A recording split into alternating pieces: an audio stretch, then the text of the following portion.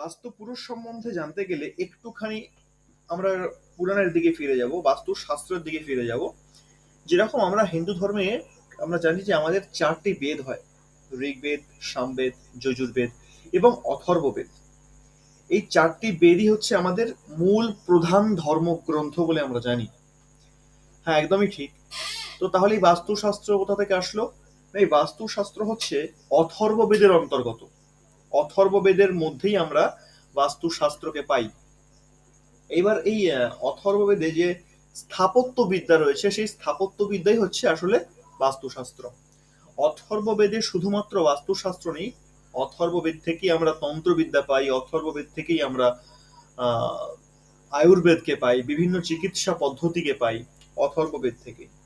Atharvaveda actually যদি বলা যায় জ্ঞানের জন্য প্রসিদ্ধ। আমরা সামবেদ, ঋগ্বেদ, যজুর্বেদ ইত্যাদি থেকে বিভিন্ন রকম তথ্য পেয়ে থাকি, বিভিন্ন রকম মন্ত্র আদি পেয়ে থাকি, সূত্রাদি পেয়ে থাকি। কিন্তু মূল যে জ্ঞান যদি কিছু বলে থাকি, যে জ্ঞান, আধ্যাত্ম জ্ঞান হোক, তাত্ত্বিক জ্ঞান হোক ইত্যাদি, যে জ্ঞান আমাদেরকে ঊর্ধ্বগামী করতে সাহায্য করে, সেই সমস্ত জ্ঞানই কিন্তু অথর্ববেদ থেকেই আমরা পাই। তো ঠিক তেমনই স্থাপত্যবিদ্যা বা বাস্তুশাস্ত্র, এটা আমরা অথর্ববেদ থেকেই পেয়ে থাকি। এই যে অথর্ববেদ থেকে আমরা বাস্তুশাস্ত্রকে পেলাম, কিন্তু প্রশ্ন হচ্ছে যে বাস্তুশাস্ত্রের কেউ না কেউ রচনা তো করেছে। চারটে বেদের রচনা কে করেছে আমরা জানি না, বলতে পারবো না, কারণ এটা মুনি ঋষিদের ব্যাপার। তারা মন্ত্র দৃষ্ট ধ্যানের মধ্যে তাকে দেখেছেন, মন্ত্র দেখেছেন এবং সেরকম ভাবে তারা লিখে গেছেন। বেদকে শ্রুতিও বলা হয়, কারণ বেদ এই নিয়ে আমরা বিশেষ আলোচনায় যাব না, কেন কি বলা হয় না বলা হয়। বিশেষত বাস্তুশাস্ত্রের রচয়িতা বলা হয় দেবশিল্পী বিশ্বকর্মাকে, এবং বিশ্বকর্মা এক কারণ, তার সঙ্গে বহু মুনি ঋষিরা সহায়তা করেছেন তাকে এই শাস্ত্র রচনা করতে। তো মূল কাণ্ডারি হচ্ছেন দেবশিল্পী বিশ্বকর্মা। তো এই শাস্ত্র, বাস্তুশাস্ত্র সৃষ্টি হওয়ার, যদি আর একটু আদিতে চলে যাই, তখন আসতে হয় বাস্তু পুরুষে, যে এই বাস্তু পুরুষ আসলে সৃষ্টি হলো কিভাবে। এটি কাহিনী আছে, বলা হয় প্রাচীনে যখন পৃথিবী সৃষ্টি হয়নি তারও আগে দেব আর অসুর এই দুইজনই অস্তিত্বে ছিল। তো ঠিক তার একটু পরের পৃথিবী আদি সৃষ্টি হলো।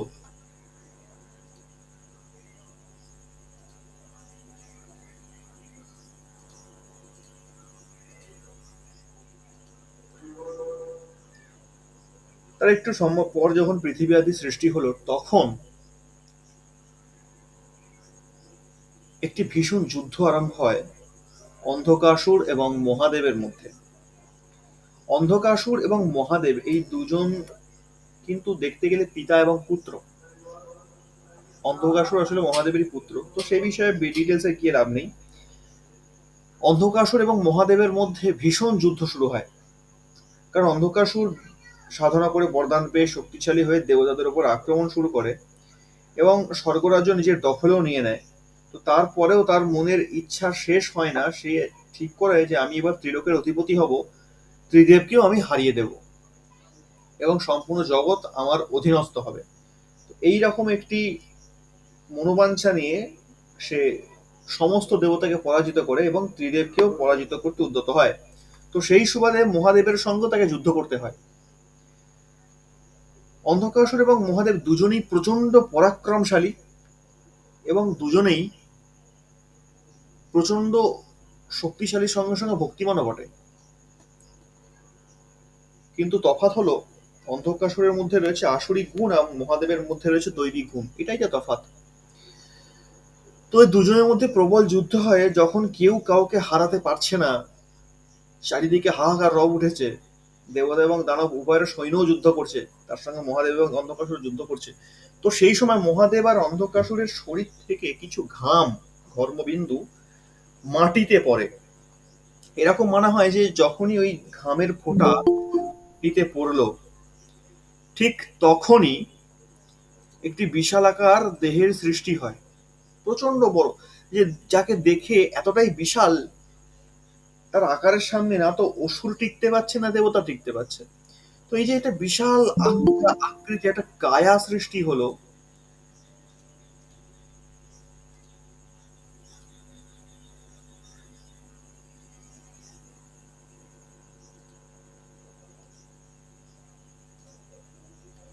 এই যে একটি বিশাল কায়ার সৃষ্টি, একটি দেহের সৃষ্টি হলো, এবার এই যে দেহটা কার দেহ? সবে সবে সেই ব্যক্তি জন্মেছে, তার সৃষ্টি হয়েছে, কিন্তু তাকে দেখে দেবতারা ভয় পেয়ে যাচ্ছে, বলছে এ বোধহয় কোনো এক বিশাল অসুরের সৃষ্টি হলো যে আমাদেরকে শেষ করে দেবে। আবার দানবরা ভাবছে এ বোধহয় কোনো এক বিশাল দেবতার সৃষ্টি হলো যে আমাদের অসুরদের সব শেষ করে দেবে। তো এই রকম ভাবনা চিন্তার কারণে উভয় পক্ষের মধ্যেই একটা বিরাট বড় মানসিক দ্বন্দ্ব শুরু হলো। মানসিক দ্বন্দ্ব যে এটা কে সৃষ্টি হলো রে বাবা। আর এমনই একটা দেহের সৃষ্টি হলো, একটা বিশাল আকৃতির দেহের সৃষ্টি হলো, এর সামনে যাকেই পাচ্ছে তাকেই গিলে গিলে খেয়ে নিচ্ছে। মানে সামনে দেবতার সৈনিক আছে তাকেও খেয়ে নিচ্ছে, সামনে অসুরের সৈনিক আছে তাকেও খেয়ে নিচ্ছে। তো এইভাবে এরা বুঝতেও পারছে না যে এটা আসলে কার সৃষ্টি হলো, দেবতা নাকি দানব। যদি দেবতা হয় তো দেবতাদের মারছে কেন, আর যদি অসুরই হয় তাহলে অসুরদেরই বা মারছে কেন, এই হলোটা কি? তো এরকম নানান প্রশ্ন মনের মধ্যে আসছে দেবতা এবং দানব উভয়ের মধ্যেই। কিন্তু সেই প্রশ্নের নিবারণ ওই মুহূর্তে যুদ্ধভূমিতে কেই বা করবে? সেরকম তো কেউ নেই। আর মহাদেব যুদ্ধে ব্যস্ত আছে, তাকে তো প্রশ্ন করা যাবে না। তো উপায় কি? এবার ওখান থেকে না পালালেই নয়, কারণ এ তো কারোর পক্ষে যুদ্ধ করছে না, দুজনকেই মারছে। চলো পালিয়ে যাই।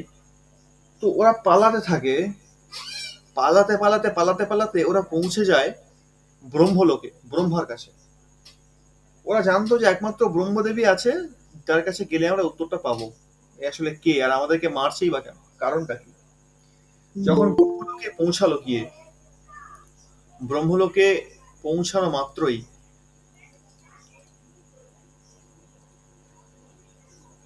ওই বিশাল আকৃতির যে দেহটা সৃষ্টি হয়েছে, ও কিন্তু দেবতা এবং অসুর উভয়কে ফলো করতে করতে ব্রহ্মলোকে গিয়ে পৌঁছায়। অদ্ভুতভাবে ব্রহ্মলোকে গিয়ে পৌঁছানো মাত্রই ব্রহ্মাকে দেখে নতমস্তক হয়ে একদম সাষ্টাঙ্গে শুয়ে পড়ে ব্রহ্মাকে প্রণাম করতে থাকে। দেখা মাত্রই, দর্শন মাত্রই। দেবতা এবং দানব আগে থেকেই তো প্রচন্ড ভয় পেয়ে আছে যে কখন বলতে কাকে না কাকে খেয়ে নেয়। তো যখন দেখেছে যে এত বড় একটা দেহ মাটির মধ্যে শুয়েছে, তো চলো আমরা এত সংখ্যায় তো আমরা প্রচুর আছি, দেবতা এবং অসুর প্রচুর সংখ্যা, তো আমাদের ওয়েটটাও নিশ্চয়ই কম হবে না। তাহলে আমরা আমাদের এই বিশাল সংখ্যা নিয়ে এর পিঠের উপর উঠে বসি। তাহলে আমাদের ওয়েটের জন্য, আমাদের ওজনের কারণে ও আর উঠতে পারবে না। তো ঠিক আছে, তাই করলো। যেই না মাত্র সে সবে শুয়েছে ব্রহ্মদেবকে প্রণাম করতে, সঙ্গে সঙ্গে দেবতা এবং দানব উভয়ই উঠে পড়েছে তার পিঠের উপর। পিঠের উপর উঠে বসতেই সে তারা উঠতে পারছে না, কারণ ওরা তো প্রচন্ড ওজন নিয়ে বসেছে না। তো এইবার দেবতারা ব্রহ্মাকে জিজ্ঞাসা করছে যে ব্রহ্মদেব এ কে, এই সৃষ্টি কেনই বা হলো, আর এর পরিচয় কি? এ তো আমাদের সবাইকে মেরে দিচ্ছে, খেয়ে নিচ্ছে, এত খিদে পেয়েছে এর। তখন ব্রহ্মা উত্তর দিচ্ছে যে হ্যাঁ, এর সৃষ্টি হয়েছে একটি কারণে অবশ্যই। এ আমারই মানস পুত্র। মানস পুত্র অর্থাৎ আমার কল্পনার মাধ্যম দিয়ে সৃষ্টি হয়েছে, এবং এর একটা বিশেষ উদ্দেশ্য আছে। সৃষ্টির কি উদ্দেশ্য? না, এর নাম হচ্ছে বাস্তু পুরুষ। আজ থেকে যা কিছু নির্মাণ হবে, সেই সময় পৃথিবী কিন্তু সবে সবে সৃষ্টি হয়েছে, পৃথিবীতে তখনও অব্দি জনজীবন শুরু হয়নি। তো এ হচ্ছে এক, মানে অন্ধকাসুর এবং মহাদেবের ঘাম থেকে সৃষ্টি। কিন্তু ঘামটা পড়েছিল কোথায়? ঘামটা পড়েছিল মাটির মধ্যে। তো সেই জন্য বাস্তুপুরুষকে ভূমিপুত্রও বলা হয়। তো সে ভূমিপুত্র বটে, আবার ব্রহ্মার মানসপুত্রও বটে। তো এই জন্য বাস্তুপুরুষ শুয়ে থাকে মাটির মধ্যে, ভূমির মধ্যে। এবং ব্রহ্মার বিধানে এটা বিধান করা হলো যে আজকের পর বা এখন থেকে যা কিছু নির্মাণ হবে, অর্থাৎ মাটির ওপরে, ভূমির ওপরে যা কিছু নির্মাণ হবে, সেটা বাড়ি হোক, ঘর হোক, হাসপাতাল হোক, স্কুল হোক, কলেজ হোক, ইউনিভার্সিটি হোক, চিকিৎসালয় হোক, যাই হোক না কেন, যা কিছু মাটির মধ্যে নির্মাণ করা হবে, সবটাই হবে এই বাস্তু পুরুষের পিঠের ওপরে, এর শরীরের ওপরেই সবটা নির্মাণ করতে হবে। আচ্ছা, ঠিক আছে, বুঝলাম এর শরীরের উপর নির্মাণ করতে হবে। কিন্তু প্রশ্ন হচ্ছে, আমরা যে শরীরের উপর নির্মাণ করব, ঠিক আছে, এবার বাস্তুপুরুষ নিজে প্রশ্ন করছে যে আমি তো বুঝলাম বাবা, ঠিক আছে, আপনি আপনার মানস পুত্র, আপনি আমাকে কল্পনা করে সৃষ্টি করেছেন, ভূমি হচ্ছে আমার মাতা, আমি সেটাও বুঝলাম। কিন্তু সমস্যা হচ্ছে যে আমার তো জঠরাগ্নি প্রচন্ড প্রদীপ্ত। মানে আমার তো, আমি যাই খাই না কেন আমার খিদে মেটে না, আমার প্রচন্ড খিদে। আমি জন্মানো মাত্রই কত অসুর আর কত দেবতাকে যে খেয়ে নিয়েছি আস্ত গিলে, হিসাব নেই। যাকে পেয়েছি তাকেই খেয়েছি, এখনো পর্যন্ত আমার খিদে মেটেনি, আমার প্রচন্ড খিদে, আমি কি করব? সেই তখন ব্রহ্মা বলছে, দেখো তোমার যা খিদে, তোমাকে যদি স্বাধীনভাবে ছেড়ে দেওয়া হয় তো তুমি সম্পূর্ণ সৃষ্টিকেই খেয়ে নেবে। এতে সৃষ্টির সন্তুলন খারাপ হবে, ভারসাম্য নষ্ট হবে। তো তাই সৃষ্টির ভারসাম্য রক্ষার্থে দেবতা এবং দানব উভয়ে যে তোমার পিঠের উপর উঠে বসে আছে, এরা এভাবেই থাকবে, এরা এখান থেকে সরবে না। কারণ এরা যদি সরে যায় তুমি মুক্ত হয়ে যাবে, আর মুক্ত হলে তুমি তোমার খিদের জ্বালা এদিক ওদিক যাকে তাকে খেয়ে নেবে, বলা যায় না সম্পূর্ণ পৃথিবীকে খেয়ে নিতে পারো। তো ভরসা তোমাকে নেই, তাই তোমাকে নিজের খিদের উপরে নিয়ন্ত্রণ রাখতে হবে। কিন্তু হ্যাঁ, খিদের উপরে তুমি নিয়ন্ত্রণ অবশ্যই রাখবে, কিন্তু তোমাকে খেতেও তো কিছু হবে। তাই তোমার খাবার বিধান হচ্ছে এটাই, আজকের পর প্রকৃতির বিরুদ্ধে যা কিছু নির্মাণ করা হবে, অর্থাৎ ভূমির উপরে যা কিছু নির্মাণ হবে সব তোমার পিঠের উপরে নির্মাণ হবে, তোমার শরীরের উপরে নির্মাণ করা হবে। তো কিন্তু সেই নির্মাণের একটা পদ্ধতি থাকবে, একটা নিয়ম থাকবে। যখনই কোনো ব্যক্তি সেই নিয়মের বিরুদ্ধে গিয়ে, প্রকৃতির নিয়মের বিরুদ্ধে গিয়ে কোনো কিছু নির্মাণ করবে, সেই বাড়িতে বা সেই স্থানে বসবাসকারী প্রত্যেক ব্যক্তিগণ হবে তোমার খাদ্য। তুমি তাদেরকে ভক্ষণ করবে। কিসের মাধ্যম দিয়ে? রোগের মাধ্যম দিয়ে, মানসিক, শারীরিক, আর্থিক, সমস্ত রকম বিষয়ের উপর তুমি তাদেরকে সমস্যার মধ্যে ফেলো। তাদের দুঃখকে তুমি খাও, তাদের কষ্টকে তুমি খাও, তাদের সুখ খাও। সেই স্থানে বসবাসকারী প্রত্যেক ব্যক্তি এই রূপে তোমার খাদ্য হবে। বললো ঠিক আছে, তাই হবে, বিধির বিধান কেই বা খণ্ডায়, তাই স্বীকার করছি। তবে এতে কি আর আমার খিদে মিটবে? যা হয় যতটা হয়। বলে হ্যাঁ, তবে মাথায় রাখো, প্রকৃতির বিরুদ্ধে গিয়ে যারা নির্মাণ করবে তারাই তোমার খাদ্য হবে, এবং প্রকৃতির নিয়ম মেনে যারা নির্মাণ কার্য করবে তারা তোমার আশীর্বাদের যোগ্য হবে। কারণ প্রকৃতির বিরুদ্ধে গিয়ে যারা নির্মাণ করলো, তুমি তাদেরকে ভক্ষণ করবে, তাদেরকে কষ্ট দেবে, তাদেরকে পীড়া দেবে। আর যারা প্রকৃতির নিয়ম মেনে, বাস্তুশাস্ত্রের নিয়ম মেনে নির্মাণ কার্য করবে, তুমি তাদেরকে আশীর্বাদ দেবে, তার সঙ্গে সঙ্গে তাদের জীবনকে সুখময় করে তুলবে এবং সমৃদ্ধ করে তুলবে। এটাই হলো তোমার কাজ, তোমার সৃষ্টির উদ্দেশ্য হলো এটাই। বললো ঠিক আছে, অসুবিধা নেই, এইভাবেই কাজ হবে। তো এই একটা ছোট্ট কাহিনী, এরকম বহু কাহিনী আছে বেদের মধ্যে, একাধিক কাহিনী আছে, এটা একটা ছোট্ট আমি কাহিনী বললাম। তো কাহিনীর উপরে আমরা বেশি নজর দেব না, বেশি আলোকপাত করব না, আমরা শুধু দেখবে সায়েন্সের উপরে।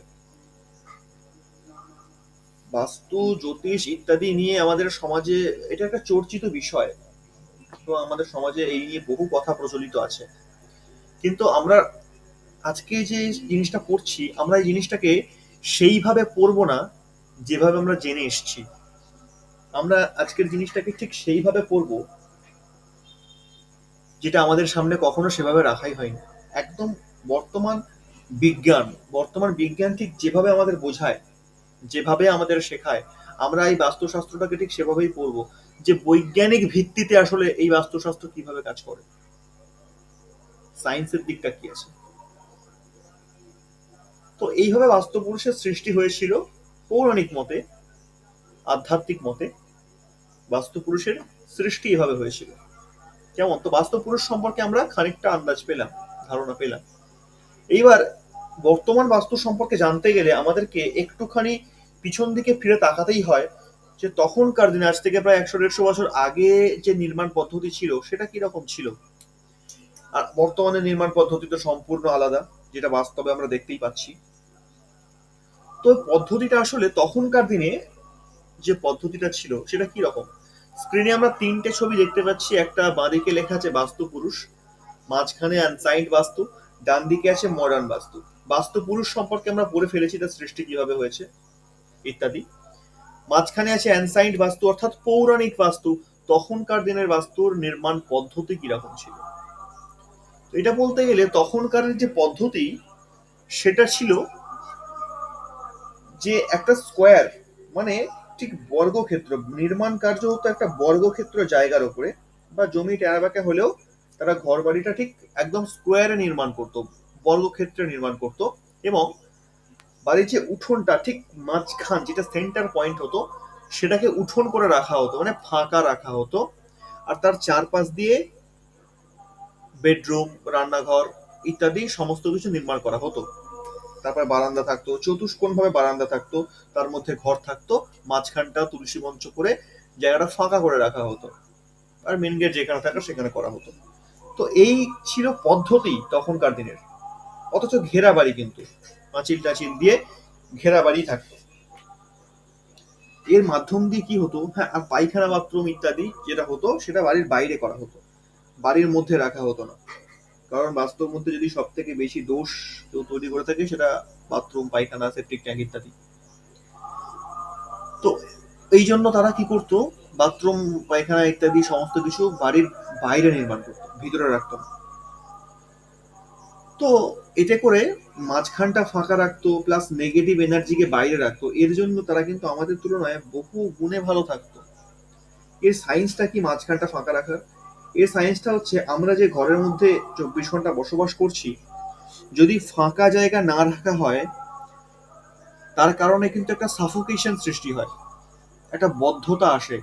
আমাদের শরীরের মধ্যে থেকে যে কার্বন ডাইঅক্সাইড বেরোচ্ছে, যে নেগেটিভিটি গুলো বেরোচ্ছে, সেটা বাইরে বেরিয়ে যাওয়ার রাস্তাটা পায় না, এবং শুদ্ধ হাওয়া যেটা হয় সেটা ঘরে ঢুকতে পারে না। তো এই ফাঁকা রাখার উদ্দেশ্য ছিল যাতে এই জীবাণুগুলোর নেগেটিভ এনার্জি, আমাদের শরীর থেকে যে কার্বন ডাইঅক্সাইড বা ইত্যাদি আরো নেগেটিভিটি গুলো বেরোচ্ছে, সেগুলো খুব সহজেই বাইরে বেরিয়ে যেতে পারে, এবং বাইরে থেকে শুদ্ধ অক্সিজেন ভিতরে প্রবেশ করতে পারে। এর জন্য বাড়ির মাঝখানটা ফাঁকা রাখা হতো। এবার প্রশ্ন, মাঝখানটাই কেন? আমি তো যে কোনো একটা কোণা বা যে কোনো একটা দিক, সাইড ফাঁকা রাখতে পারি, মাঝখানটাই কেন? মাঝখানটা এই জন্য, কারণ মাঝখান থেকেই বাস্তুর সমস্ত এনার্জি সৃষ্টি হয়। মাঝখানটা হচ্ছে ব্যালেন্সের জায়গা, যে কোনো বস্তুর ব্যালেন্স হচ্ছে মাঝখান। ঠিক মানুষের শরীরেও মাঝখান, মধ্যপ্রদেশ বলতে কিন্তু আমাদের পেটকে বোঝায়, আমাদের নাভিকে বোঝায়।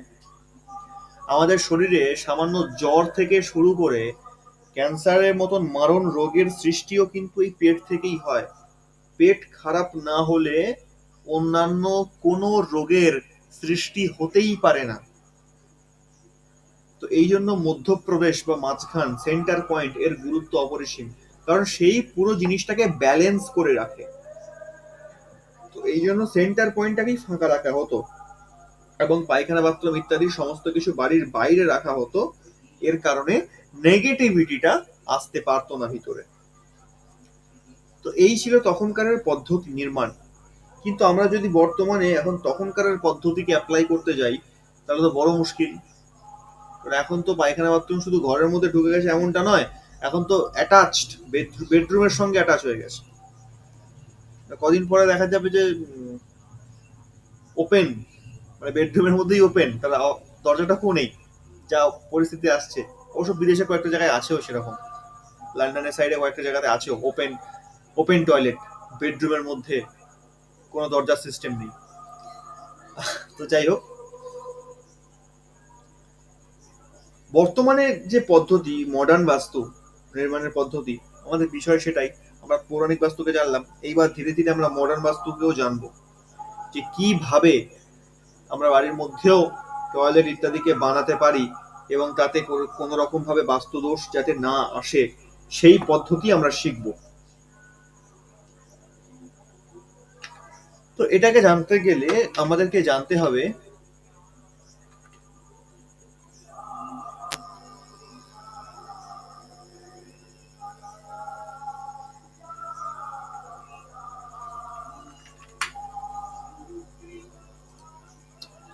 বাস্তু পুরুষ বা বাস্তু আসলে কাজ করে কিভাবে?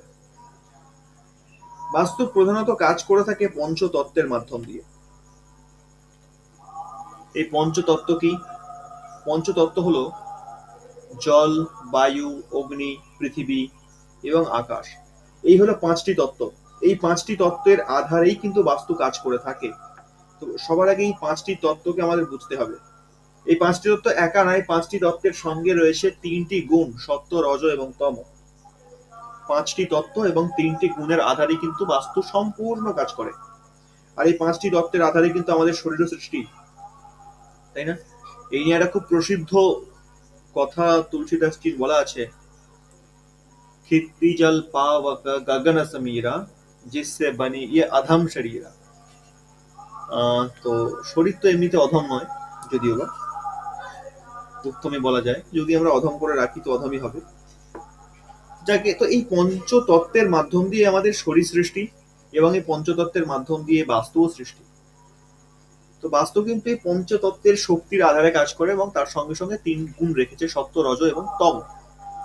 সত্য, রজ এবং তম সম্পর্কে খুব ছোট্ট করে বলতে গেলে, যদি একটা সিম্পল উদাহরণ রাখা যায়,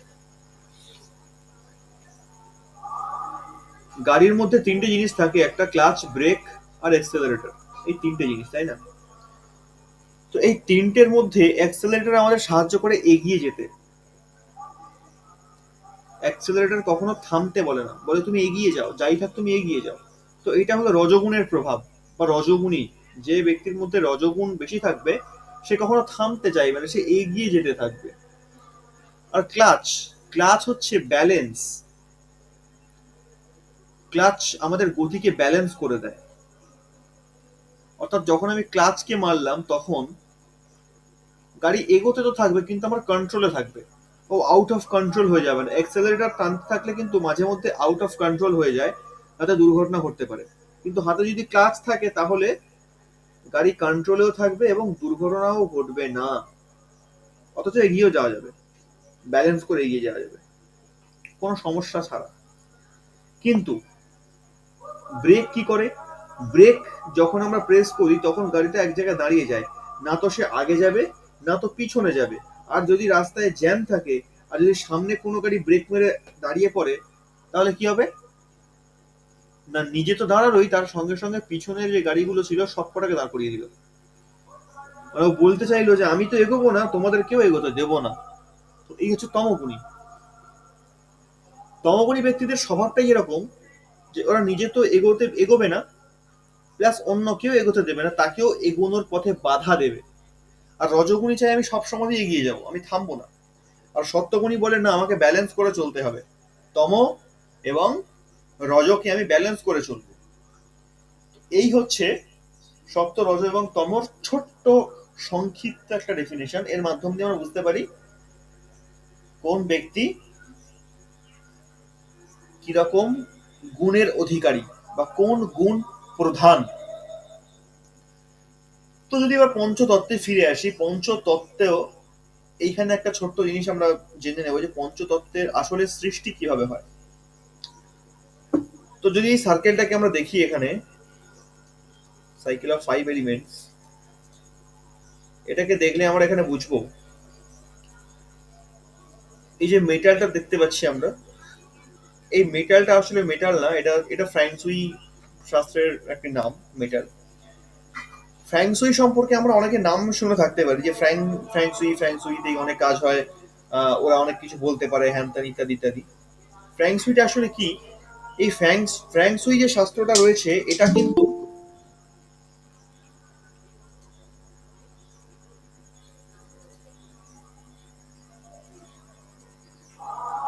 এই ফ্যাংসুই যে শাস্ত্রটা, এটা আমরা জানি যে এটা চায়নার একটা শাস্ত্র। ফ্যাংসুই চীন থেকে আমাদের ভারতে এটা এসছে, বাস্তবে কিন্তু তা নয়।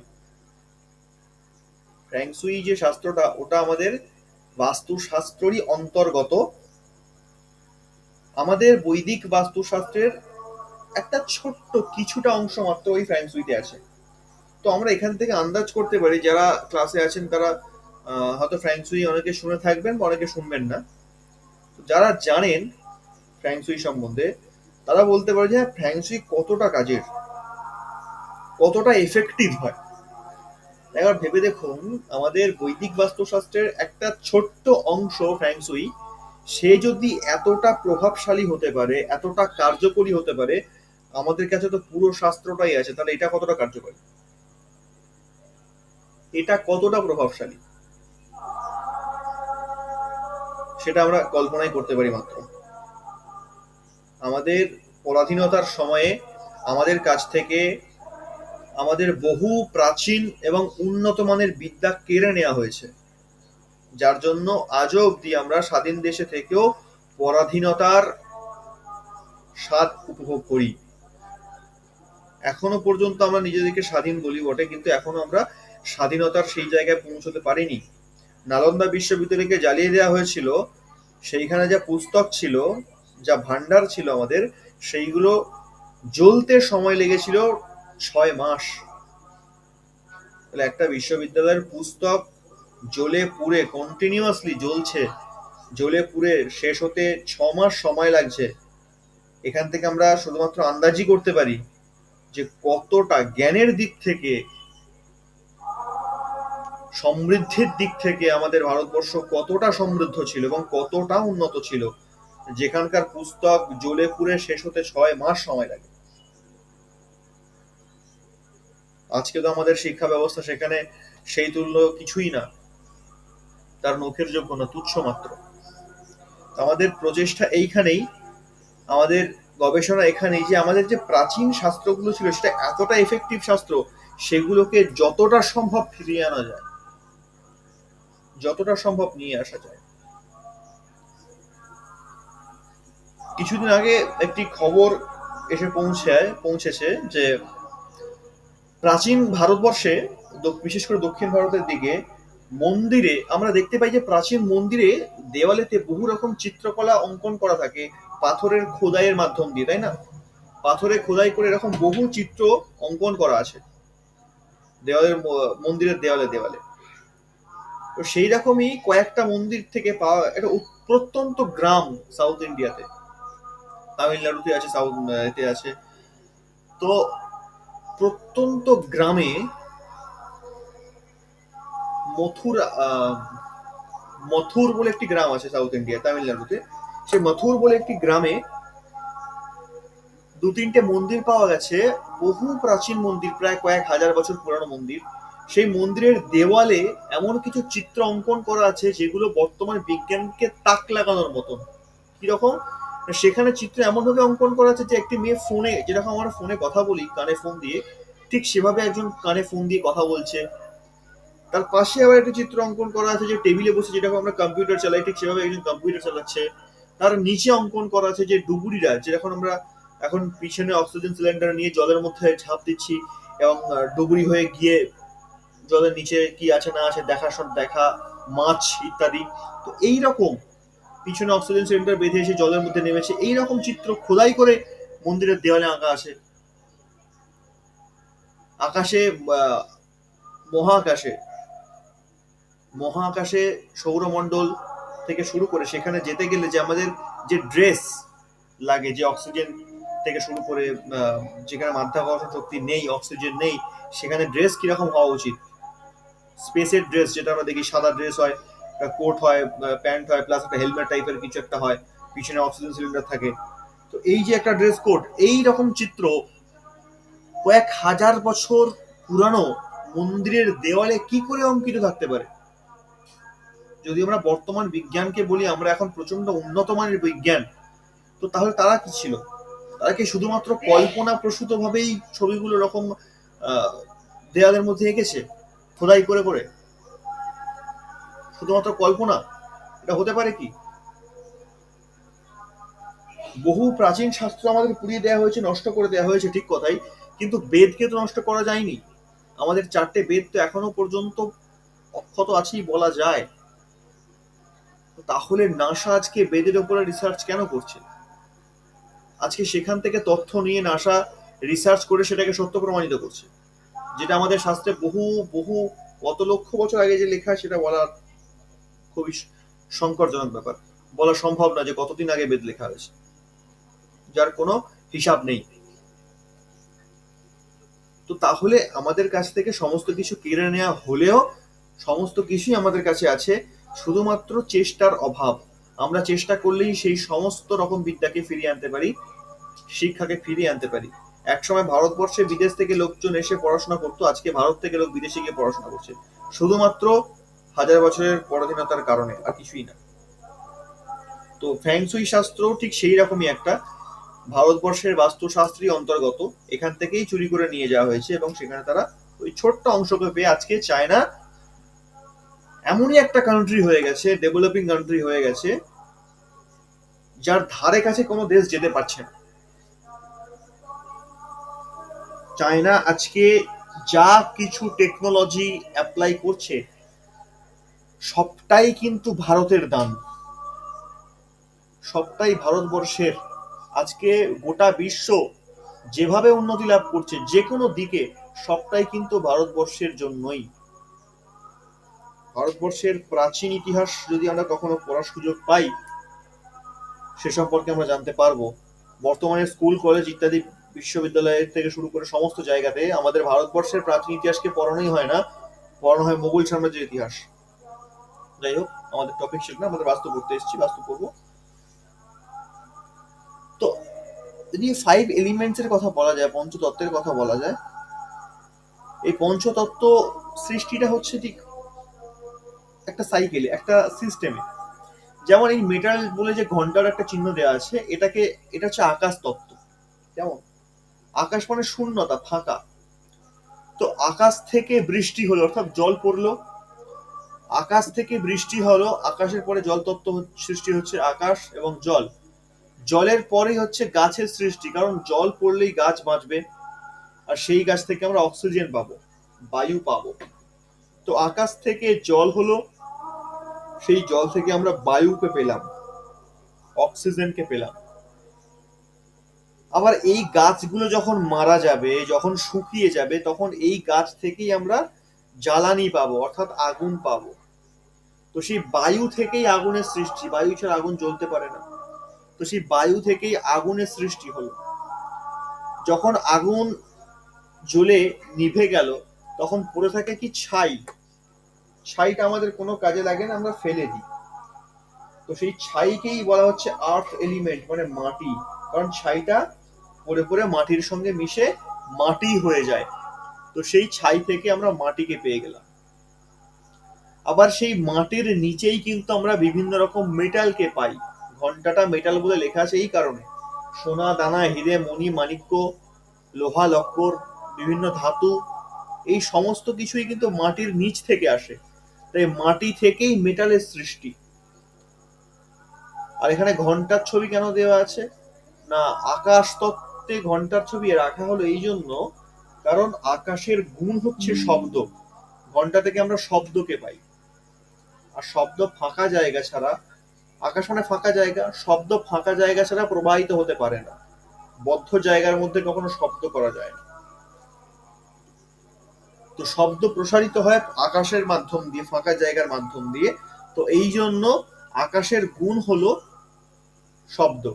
তো সেই জন্য এখানে মেটালকে রাখা হয়েছে। ঠিক এই রকমই হচ্ছে সাইকেল সিস্টেম পঞ্চতত্ত্বের। এরা একে অপরকে এভাবেই সৃষ্টি করে। আকাশ থেকে জল, জল থেকে বায়ু, বায়ু থেকে অগ্নি, অগ্নি থেকে পৃথিবী, পৃথিবী থেকে আবার আকাশ হয়ে গেল। ঠিক এই রকম ভাবেই সাইকেল সিস্টেম চলতে থাকছে। কেমন? এইবার এটাও ঠিক একই রকম সিস্টেম, কে কাকে সৃষ্টি করছে, কিভাবে সৃষ্টি করছে। ঠিক আছে, এইবার এই যে সিস্টেমটা আছে সাইকেল অফ ডিস্ট্রয়, মানে এই পঞ্চতত্ত্ব ঠিক যেরকম একে অপরকে সৃষ্টি করে, আবার একে অপরকে ধ্বংসও করে বটে। বাস্তুর খেলা এখানেই। যদি এই পঞ্চতত্ত্বের খেলাকে আমরা বুঝে যেতে পারি, বাস্তু আমাদের কাছে কিছুই না, জলভাত হয়ে যাবে। পঞ্চতত্ত্বের শক্তির ভিত্তিতেই কিন্তু বাস্তু দাঁড়িয়ে আছে পুরোটা।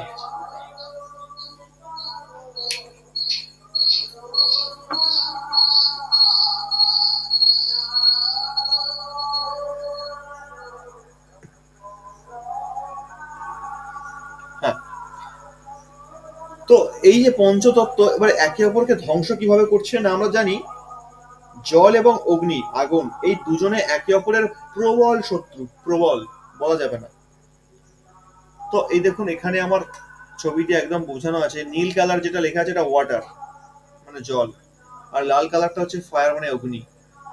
আগুন থেকে একটা তীর গিয়ে জলকে মারছে, অর্থাৎ আগুন যেখানে জ্বলবে যদি সেখানে জল ফেলে দেওয়া হয় বা আগুনের ওপরে যদি জল ফেলে দেওয়া হয়, স্বাভাবিকভাবেই আগুনটা নিভে যাবে, তাই না?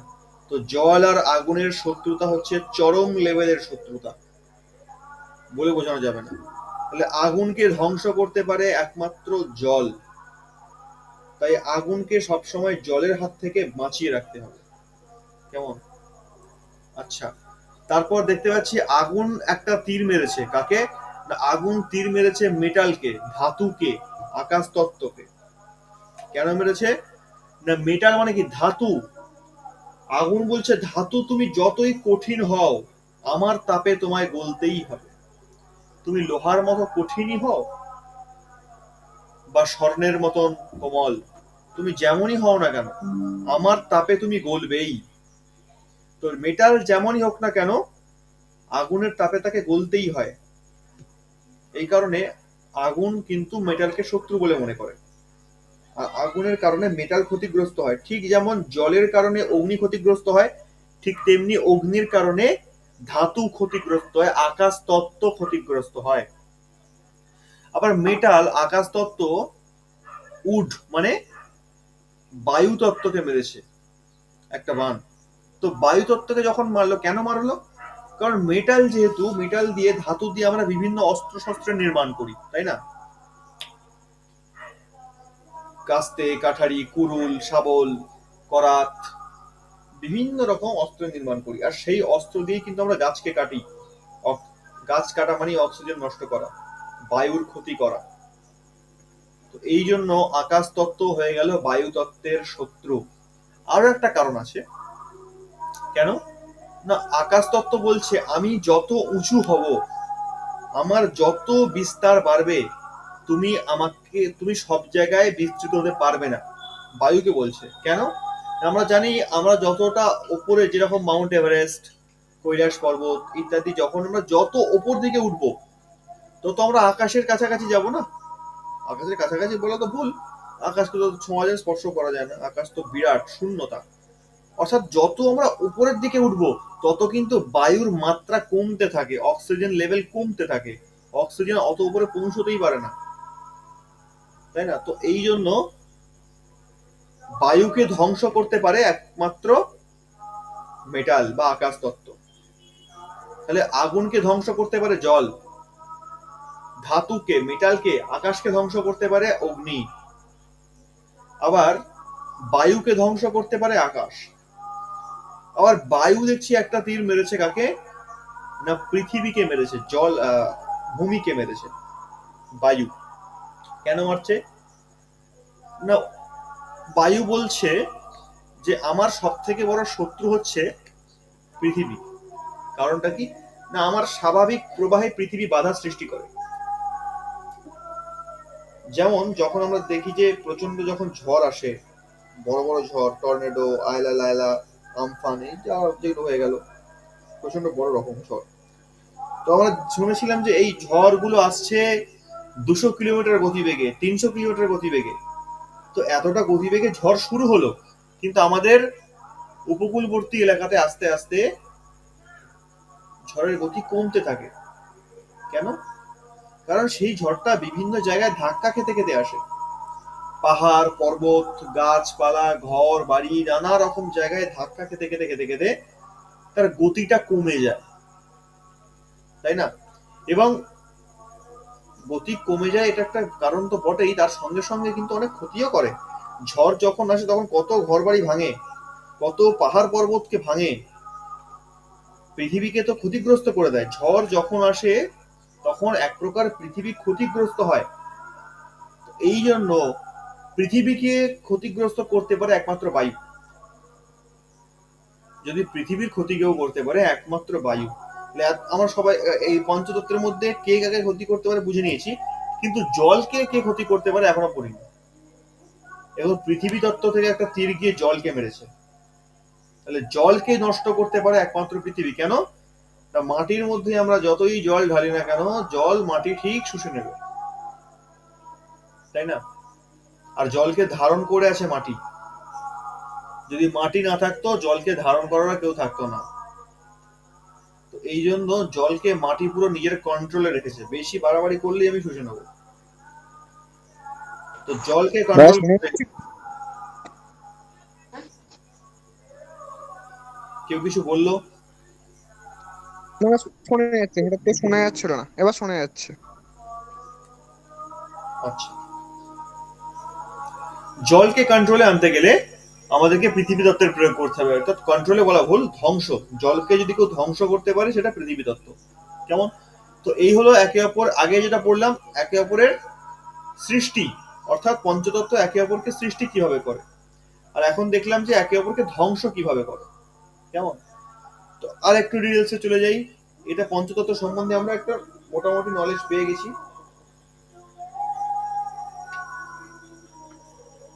এইবার আমাদের একটু পড়তে হবে বাস্তুর একটুখানি, এবার ধীরে ধীরে আমরা ডিপের দিকে যাচ্ছি।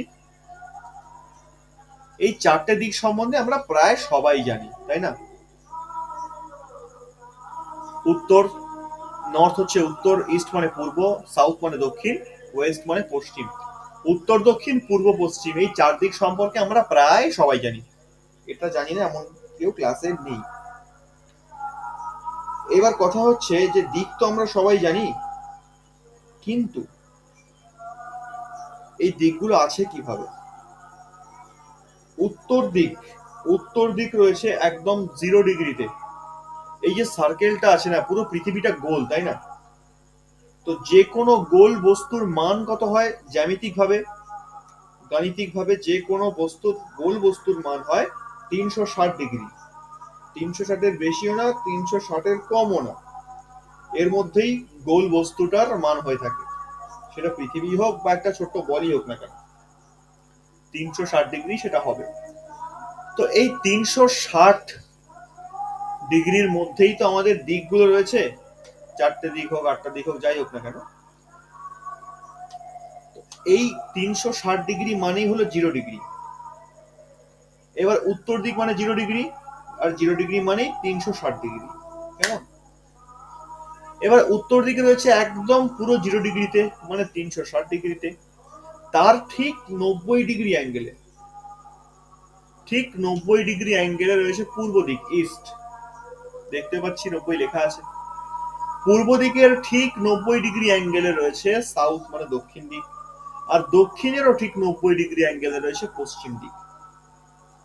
এই হলো চারটে দিক। চারটে দিক সম্পর্কে আমরা সবাই জানি। বাস্তু আসলে চারটে দিক নিয়েও হয় না, আটটা দিক নিয়েও হয় না, 10টা দিক নিয়েও হয় না। বাস্তু হয় টোটাল 16টা দিক নিয়ে। 16টা দিক নিয়ে বাস্তু হয়ে থাকে। তো সেই 16 দিকের সম্বন্ধে আমাদের পড়তে হবে। এইখানে দেখতে পাচ্ছি আমরা 8টা দিক হয়ে গেল। এই 8টা দিক কি কি? না, উত্তর যেরকম ছিল সেরকমই আছে, পূর্ব যেরকম ছিল সেরকমই আছে, দক্ষিণও তাই, পশ্চিমও তাই, একই রকম আছে। শুধু দেখতে পাচ্ছি এদের মাঝখান দিয়ে, ঠিক মাঝখান দিয়ে একটা করে কোণ তৈরি হয়েছে। উত্তর এবং পূর্ব এর মাঝখানে তৈরি হয়েছে ঈশান কোণ, পূর্ব এবং দক্ষিণ এর মাঝখানে তৈরি হয়েছে অগ্নিকোণ, দক্ষিণ এবং পশ্চিম এর মাঝখানে তৈরি হয়েছে নৈঋত কোণ, এবং পশ্চিম আর উত্তর এর মাঝখানে তৈরি হয়েছে বায়ুকোণ। এটা সম্বন্ধে আমরা প্রায় ক্লাসে উপস্থিত সবাই জানি, কিন্তু জানলে হবে না, আমাদেরকে এর ডিগ্রিগত ব্যাপারটাকে জানতে হবে, যেটা শেখার বিষয়, যেটা জানার বিষয়। এতক্ষণ এই চারটে দিক, উত্তর দক্ষিণ পূর্ব পশ্চিম, এরা ছিল 90 ডিগ্রি অ্যাঙ্গেলে। ঠিক যখন এই কোণ থেকে একটা করে কোণ বেরিয়ে গেল না, এই ঈশান অগ্নি নৈঋত বায়ু এরা বেরিয়ে গেল, তখন এই 90টাকে এরা ভেঙে বেরিয়ে গেল। আর 90-কে যদি ভাঙি দুটো ভাগে, কত হবে? 45। তো এইখানে এবার দিকগুলো হয়ে গেল, প্রত্যেকটা দিক হয়ে গেল 45 ডিগ্রি অ্যাঙ্গেলে। কিরকম? না, উত্তর থেকে 45 ডিগ্রি অ্যাঙ্গেলে ঈশান, ঈশান থেকে 45 ডিগ্রি অ্যাঙ্গেলে পূর্ব, পূর্ব থেকে 45 ডিগ্রি অ্যাঙ্গেলে অগ্নি, অগ্নি থেকে 45 ডিগ্রি অ্যাঙ্গেলে দক্ষিণ, দক্ষিণ থেকে 45 ডিগ্রিতে নৈঋত, নৈঋত থেকে 45 ডিগ্রিতে পশ্চিম, পশ্চিম থেকে 45-এ বায়ু, আর বায়ু থেকে 45-এ উত্তর। এইভাবে 8টা দিক তৈরি হয়ে গেল। ঠিক যেরকমটা বললাম, দিক তো 8টা নয়, 4টেও নয়, টোটাল দিক 16টা। এইবার দেখবো 16 দিকটা কিরকম।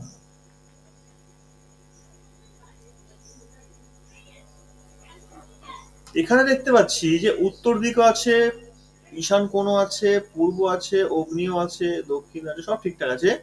কিন্তু উত্তর এবং ঈশান এই দুইয়ের মাঝখান দিয়ে একটা দিক বেরিয়েছে। ঈশান এবং পূর্ব এই দুইয়ের মাঝখান দিয়ে একটা দিক বেরিয়েছে। পূর্ব এবং অগ্নি এর মাঝখান দিয়ে একটা দিক বেরিয়েছে। অগ্নি এবং দক্ষিণ এর মাঝখান দিয়ে একটা দিক বেরিয়েছে। ঠিক এইভাবে প্রত্যেকের মাঝখান দিয়ে একটা করে দিক বেরিয়ে এটাকে টোটাল 16টা দিক বলে কভার করা হয়েছে। যেরকম আমরা স্বাভাবিক দৃষ্টিতে বলি যে আমার বাড়ির এই সামনের দিকটা হলো উত্তর দিক, তাই তো? আসলে কি পুরোটা উত্তর দিক? তা কিন্তু নয়, আমরা যেটা ভুল করি। আমি সামনে থেকে যেটা দেখছি এটা উত্তর দিক, এটা পুরোটাই উত্তর দিকেই ভাবনাটা আমাদের ভুল। পুরোটা উত্তর দিক হয় না। কেমন, তার মাঝখানে ভাগ রয়েছে। যেরকম দেখতে পাচ্ছি আমরা এখানে বায়ুকোণ থেকে শুরু করে একদম ঈশান পর্যন্ত কটা দিককে পাচ্ছি? বায়ুকোণের 1, মাঝখানে একটা 2, 2, এটা উত্তর হচ্ছে 3, তারপরে একটা 4, তারপরে ঈশানে 5। তাহলে বায়ুকোণ থেকে শুরু করে ঈশান পর্যন্ত উত্তর দিকেই, উত্তর দিকের মধ্যেই কিন্তু আমরা 5টা দিককে পেয়ে যাচ্ছি, তাই না? তো যাই হোক, তো এই হচ্ছে 16টা দিক টোটাল। এবার ডিগ্রিগত ভাবে দেখতে গেলে 360 ডিগ্রি বললাম প্রথমে, তাই না? পুরো সার্কেলটা 360-এ হয়। এবার এই 360 তো বুঝলাম, কিন্তু এই 360কে 16টা দিকের মধ্যে কি করে দেয়া হলো? প্রথমে দেখলাম উত্তর, পূর্ব, দক্ষিণ, পশ্চিম এরা একে অপরের 90 ডিগ্রি অ্যাঙ্গেলে রয়েছে। তারপরে ঈশান, অগ্নি, নৈঋত বায়ু যখন চলে আসলো তখন হয়ে গেল একে অপরের 45 ডিগ্রিতে। এইবার এই যে মাঝখান থেকে ফ্যাকর গুলো বেরোলো, এরা কত ডিগ্রি করে রাখলো? 360কে যদি আমরা 16 দিয়ে ভাগ করি, উত্তর পাবো 22.5, অর্থাৎ 22.5। তাই প্রত্যেকটা দিক হচ্ছে 22.5 ডিগ্রি। প্রত্যেকটা দিক 22.5 ডিগ্রি করেই থাকবে, এর বেশিও না এর কমও না। তাই উত্তর দিক আমি যদি পুরোটা মনে করি, পুরোটা উত্তর দিক হয় না। উত্তর দিকটা হবে ওই 22.5 ডিগ্রির মধ্যে প্রত্যেকটা। এই হলো আমাদের টোটাল 16টা দিক। তো আজ আমাদের মেনলি আজকে বর্তমান মানুষের সমস্যার কথা যদি বলা যায়, মানুষের সমস্যা মাত্র 3টে জায়গায় বিশেষভাবে। কি কি? প্রথম সমস্যা হচ্ছে ফাইন্যান্স, মানে অর্থনৈতিক সমস্যা, চূড়ান্ত পর্যায়ে রয়েছে। দ্বিতীয় পর্যায়ে রয়েছে আমাদের শারীরিক স্বাস্থ্য, হেলথ। এবং তৃতীয় পর্যায়ে রয়েছে সম্পর্ক, রিলেশন। এই 3টেই সমস্যা বর্তমান সমাজে দেখা যায়। এর এর উপরে গিয়ে বা এর থেকে বেশি সেইভাবে কোনো সমস্যা কিন্তু দেখা যায় না। ফাইন্যান্স, হেলথ অ্যান্ড রিলেশন, এই 3টের ওপরেই বিশেষভাবে জোর দিয়ে আমি 3 দিনের সিলেবাসটা পুরো রেডি করেছি। এই 3টের ওপরেই আমরা বিশেষভাবে পড়াশোনা করবো যে এই 3টে আসলে কিভাবে হয়। তো আজকের টপিক মেনলি আমরা রাখবো সেটা হচ্ছে অর্থনীতি, অর্থাৎ ফাইন্যান্স। তো আজ তো 16টা দিক আমরা মোটামুটি দেখতে পাচ্ছি, বুঝতে পারছি। ডিটেলসে আলোচনা হবে, আরো 2টো ক্লাস আছে আমাদের।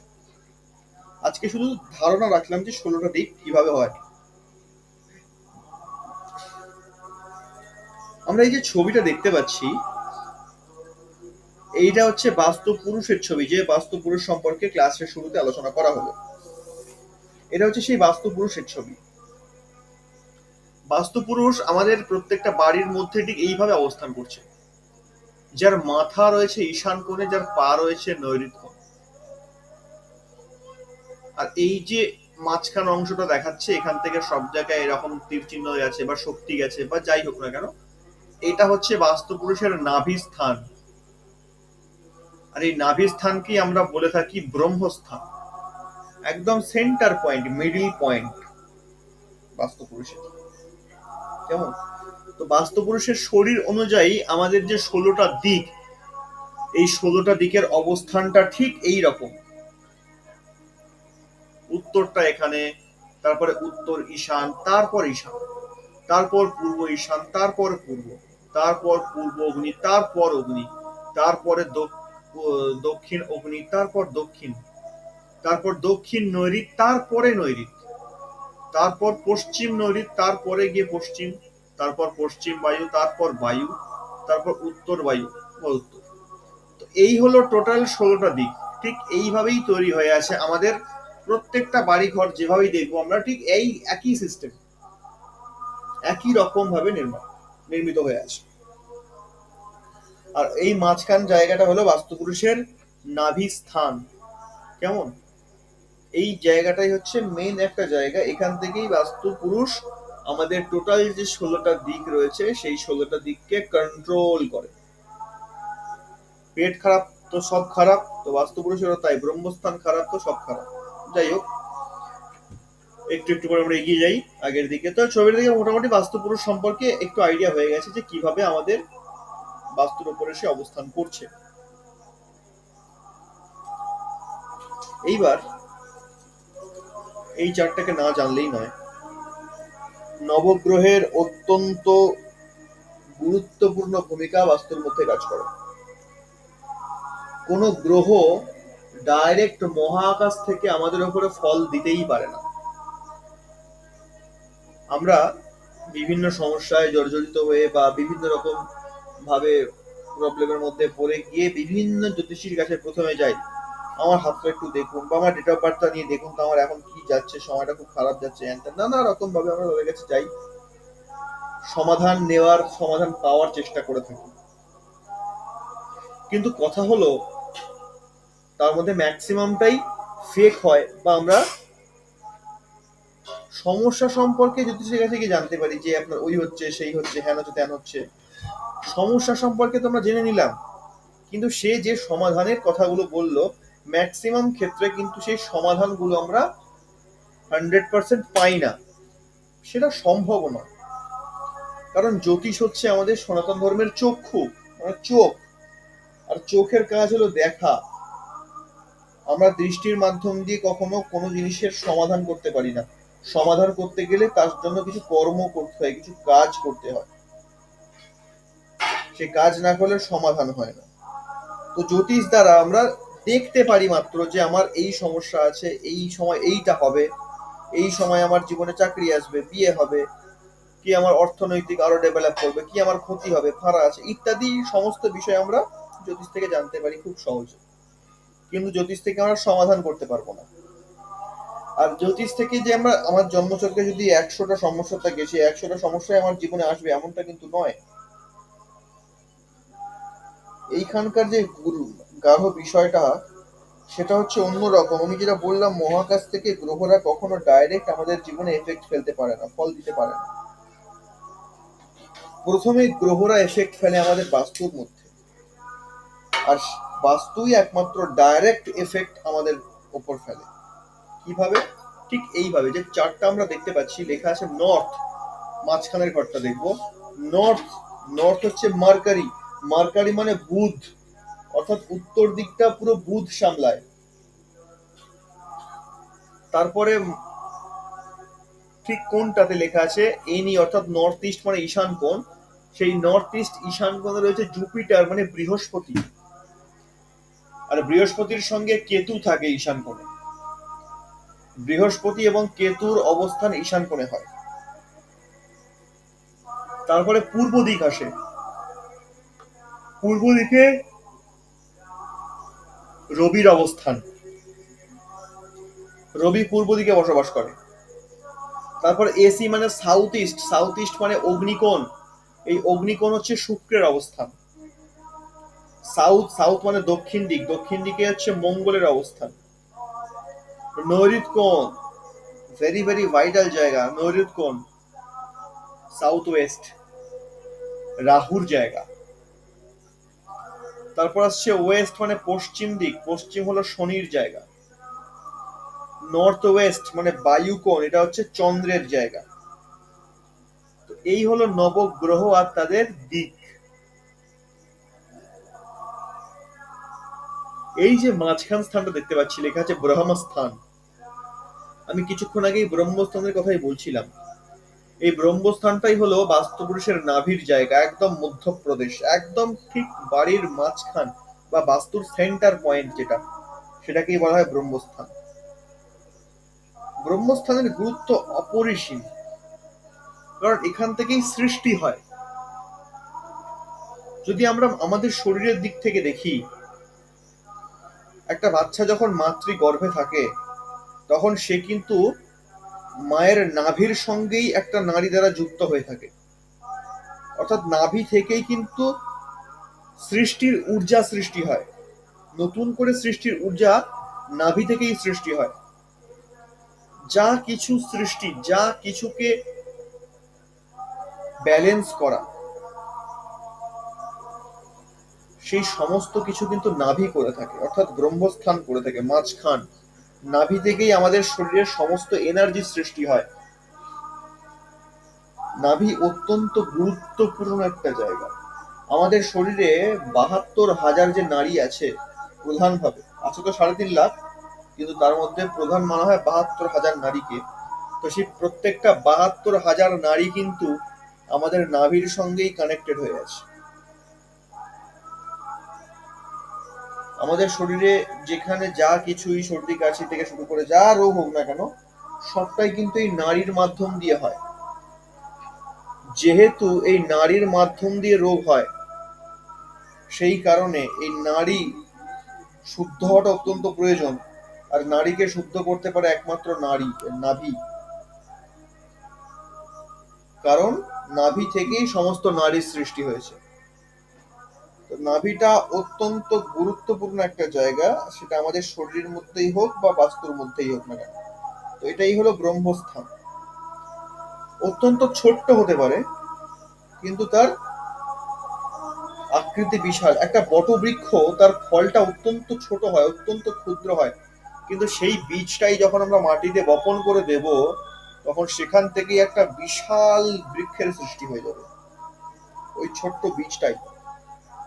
এটাই হলো নাভি। নাভির আর একটা গুরুত্বপূর্ণ দিক হলো, ডাক্তার আমাদের যাই রোগ হোক না কেন, যত বড়ই সে সার্জেন হোক না কেন, যত বড়ই সে অপারেশন করুক না কেন, ডাক্তার নাভির সঙ্গে কিন্তু কখনো কোনো রকম ছেড়ছাড় করে না। নাভির সঙ্গে কখনো কোনো রকম অপারেশন করে না, কোনো ছুরিকারি চালায় না, কারণ সে জানে এখানে ৩.৫ লাখ নারী আছে সূক্ষ্ম সূক্ষ্ম ভাবে। যদি আমার ছুরি কোনো একটা নারীর ওপর দিয়ে কোনোভাবে চলে যায়, তাকে আমার দ্বারা সারানো সম্ভব নয়। ওর মাধ্যম দিয়ে যে কি রোগের সৃষ্টি হয়ে যাবে, আদৌ রুগীটাকে বাঁচাতে পারবো কিনা কোনো গ্যারেন্টি নেই। সুতরাং নাভির মধ্যে কোনো অপারেশন নয়, কোনো রকম ছেড়ছাড় নাভির মধ্যে অন্তত নয়। বাকি শরীরের যেখানে যা খুশি করতে পারি, নাভির সঙ্গে কোনো রকম ভাবেই কিছু করা যাবে না। মেডিকেল সায়েন্স এত উন্নত হওয়ার পরেও কিন্তু আজকে নাভির ওপরে কোনো রকম কোনো ছেড়ছাড় করে না। তো এটাই হলো সেই ব্রহ্মস্থান। ব্রহ্মস্থান সর্বদাই এনার্জেটিক, স্বচ্ছ এবং পরিষ্কার রাখাটা উচিত। যাই হোক, নবগ্রহের অবস্থান বুঝে গেলাম কোথায় কে আছে, এবং ব্রহ্মস্থানের সম্পর্কে আমরা খানিকটা বুঝতে পারি। এইবার যে দিক সম্বন্ধে যেটা আলোচনা হলো, এবার এইটা একটা বিরাট ব্যাপার, আমাদের ধারণা।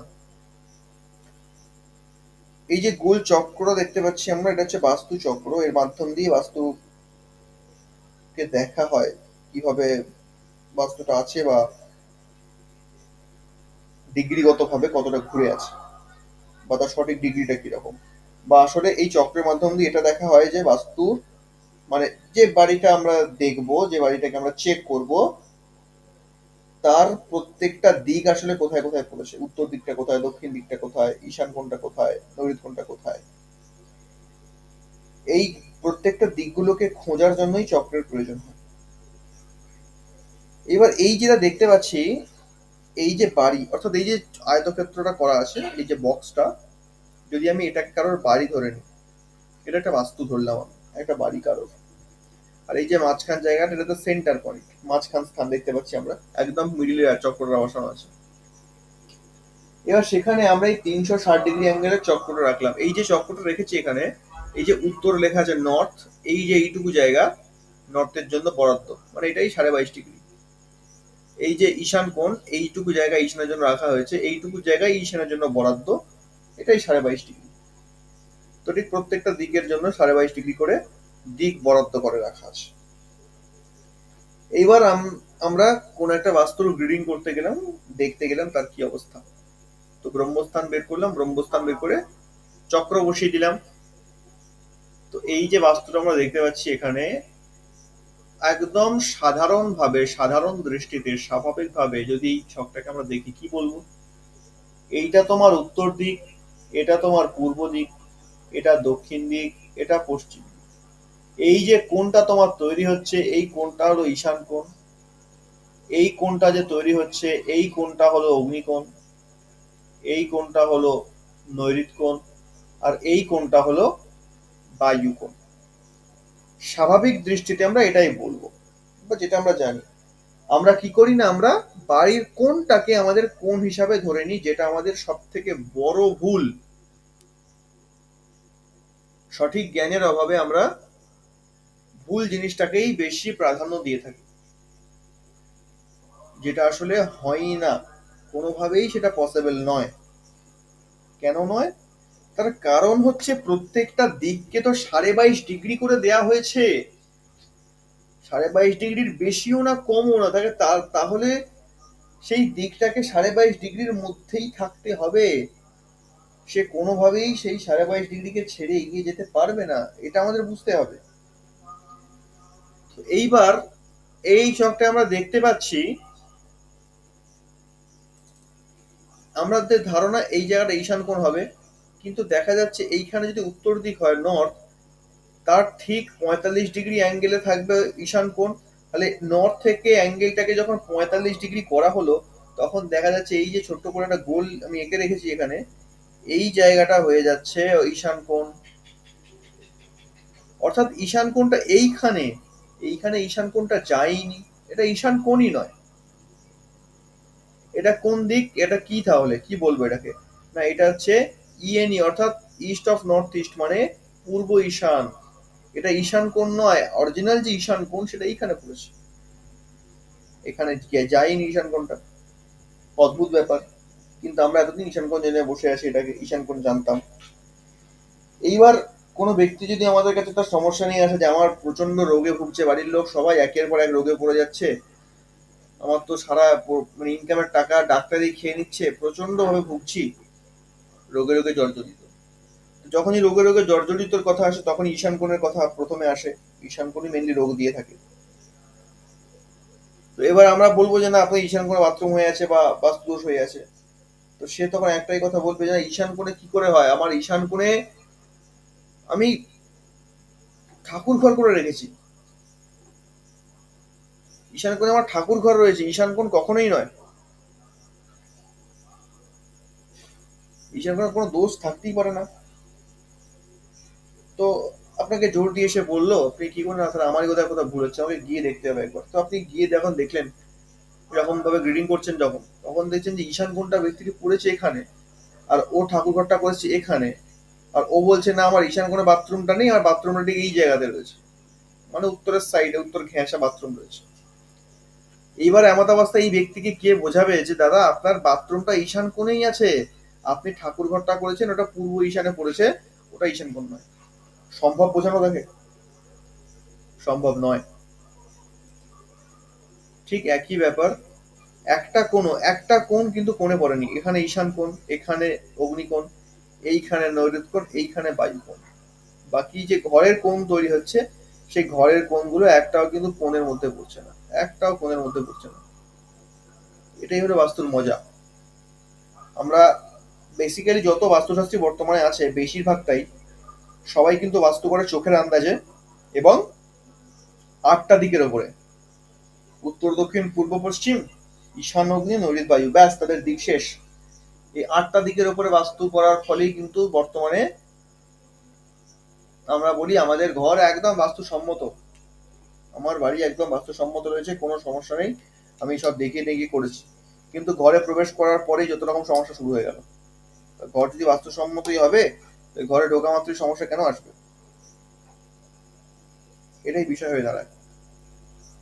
কিন্তু বাস্তু সম্পর্কে আমাদের যথার্থ বিদ্যা না থাকায়, যথাযথ জ্ঞান না থাকায় আমরা এই সম্বন্ধে কোনো প্রশ্নই করতে পারি না। আমরা জ্যোতিষীর কাছে ছুটি যে আমার এই গ্রহটা বোধহয় খারাপ চলছে, আমার এই দশাটা বোধহয় খারাপ চলছে, এই আমার শনি সাড়ে সাথে এসে গেছে। আমরা এইভাবে ছুটতে থাকি, যেগুলো কোনো ম্যাটারই করে না। কারণ যেটা বললাম, বাস্তুর মধ্যে এক একটা দিক এক একটা গ্রহ দেখে। তো যদি সেই দিকগুলোকে আমি স্ট্রং করে রাখি, তাহলে সেই গ্রহ কি করে আমাকে খারাপ ফল দিতে পারে? দিতে পারবে না কখনোই। এই হলো দিক এবং তার বিষয়। এবার আজকে আমাদের টপিক ছিল ফাইন্যান্স, মানে অগ্নিকোণ।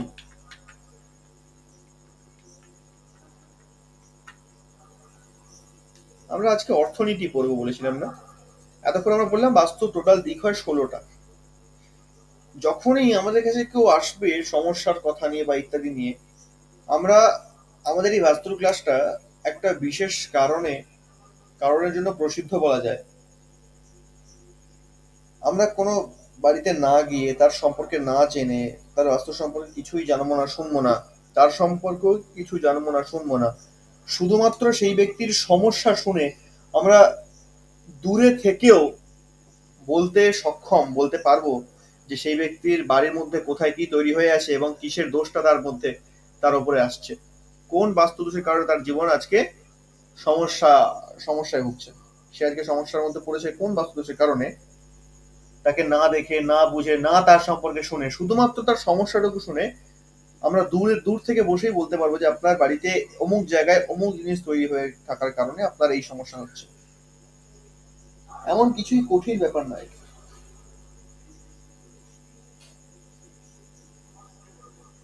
তো যখনই অর্থনীতির কথা আসে, আমার সেভিংস হয় না, আমার ইনকামটা ঠিক হচ্ছে না, আমার প্রচন্ড খরচা হয়ে যাচ্ছে, ব্যয় হয়ে যাচ্ছে, মানে অর্থাৎ বলা যায় যে অর্থ সম্বন্ধীয় যে কোনো সমস্যা, অর্থ সম্বন্ধীয় যে কোনো সমস্যা যখনই আসবে, তখন আমরা বাস্তুর 16 দিকের মধ্যে থেকে 13টা দিককে টুক করে গুলি মেরে উড়িয়ে দিই। 3টে দিক আমাদের সামনে থাকে, তার মধ্যে প্রথম হলো ফায়ার জোন, মানে অগ্নিকোণ, সাউথ ইস্ট, যেটা থাকে 135 ডিগ্রিতে। 135 ডিগ্রিতে অগ্নিকোণ থাকে। প্রত্যেকটা ডিগ্রি কিন্তু খুব ইম্পর্টেন্ট, ডিগ্রিগুলো মাথায় রাখতে হবে।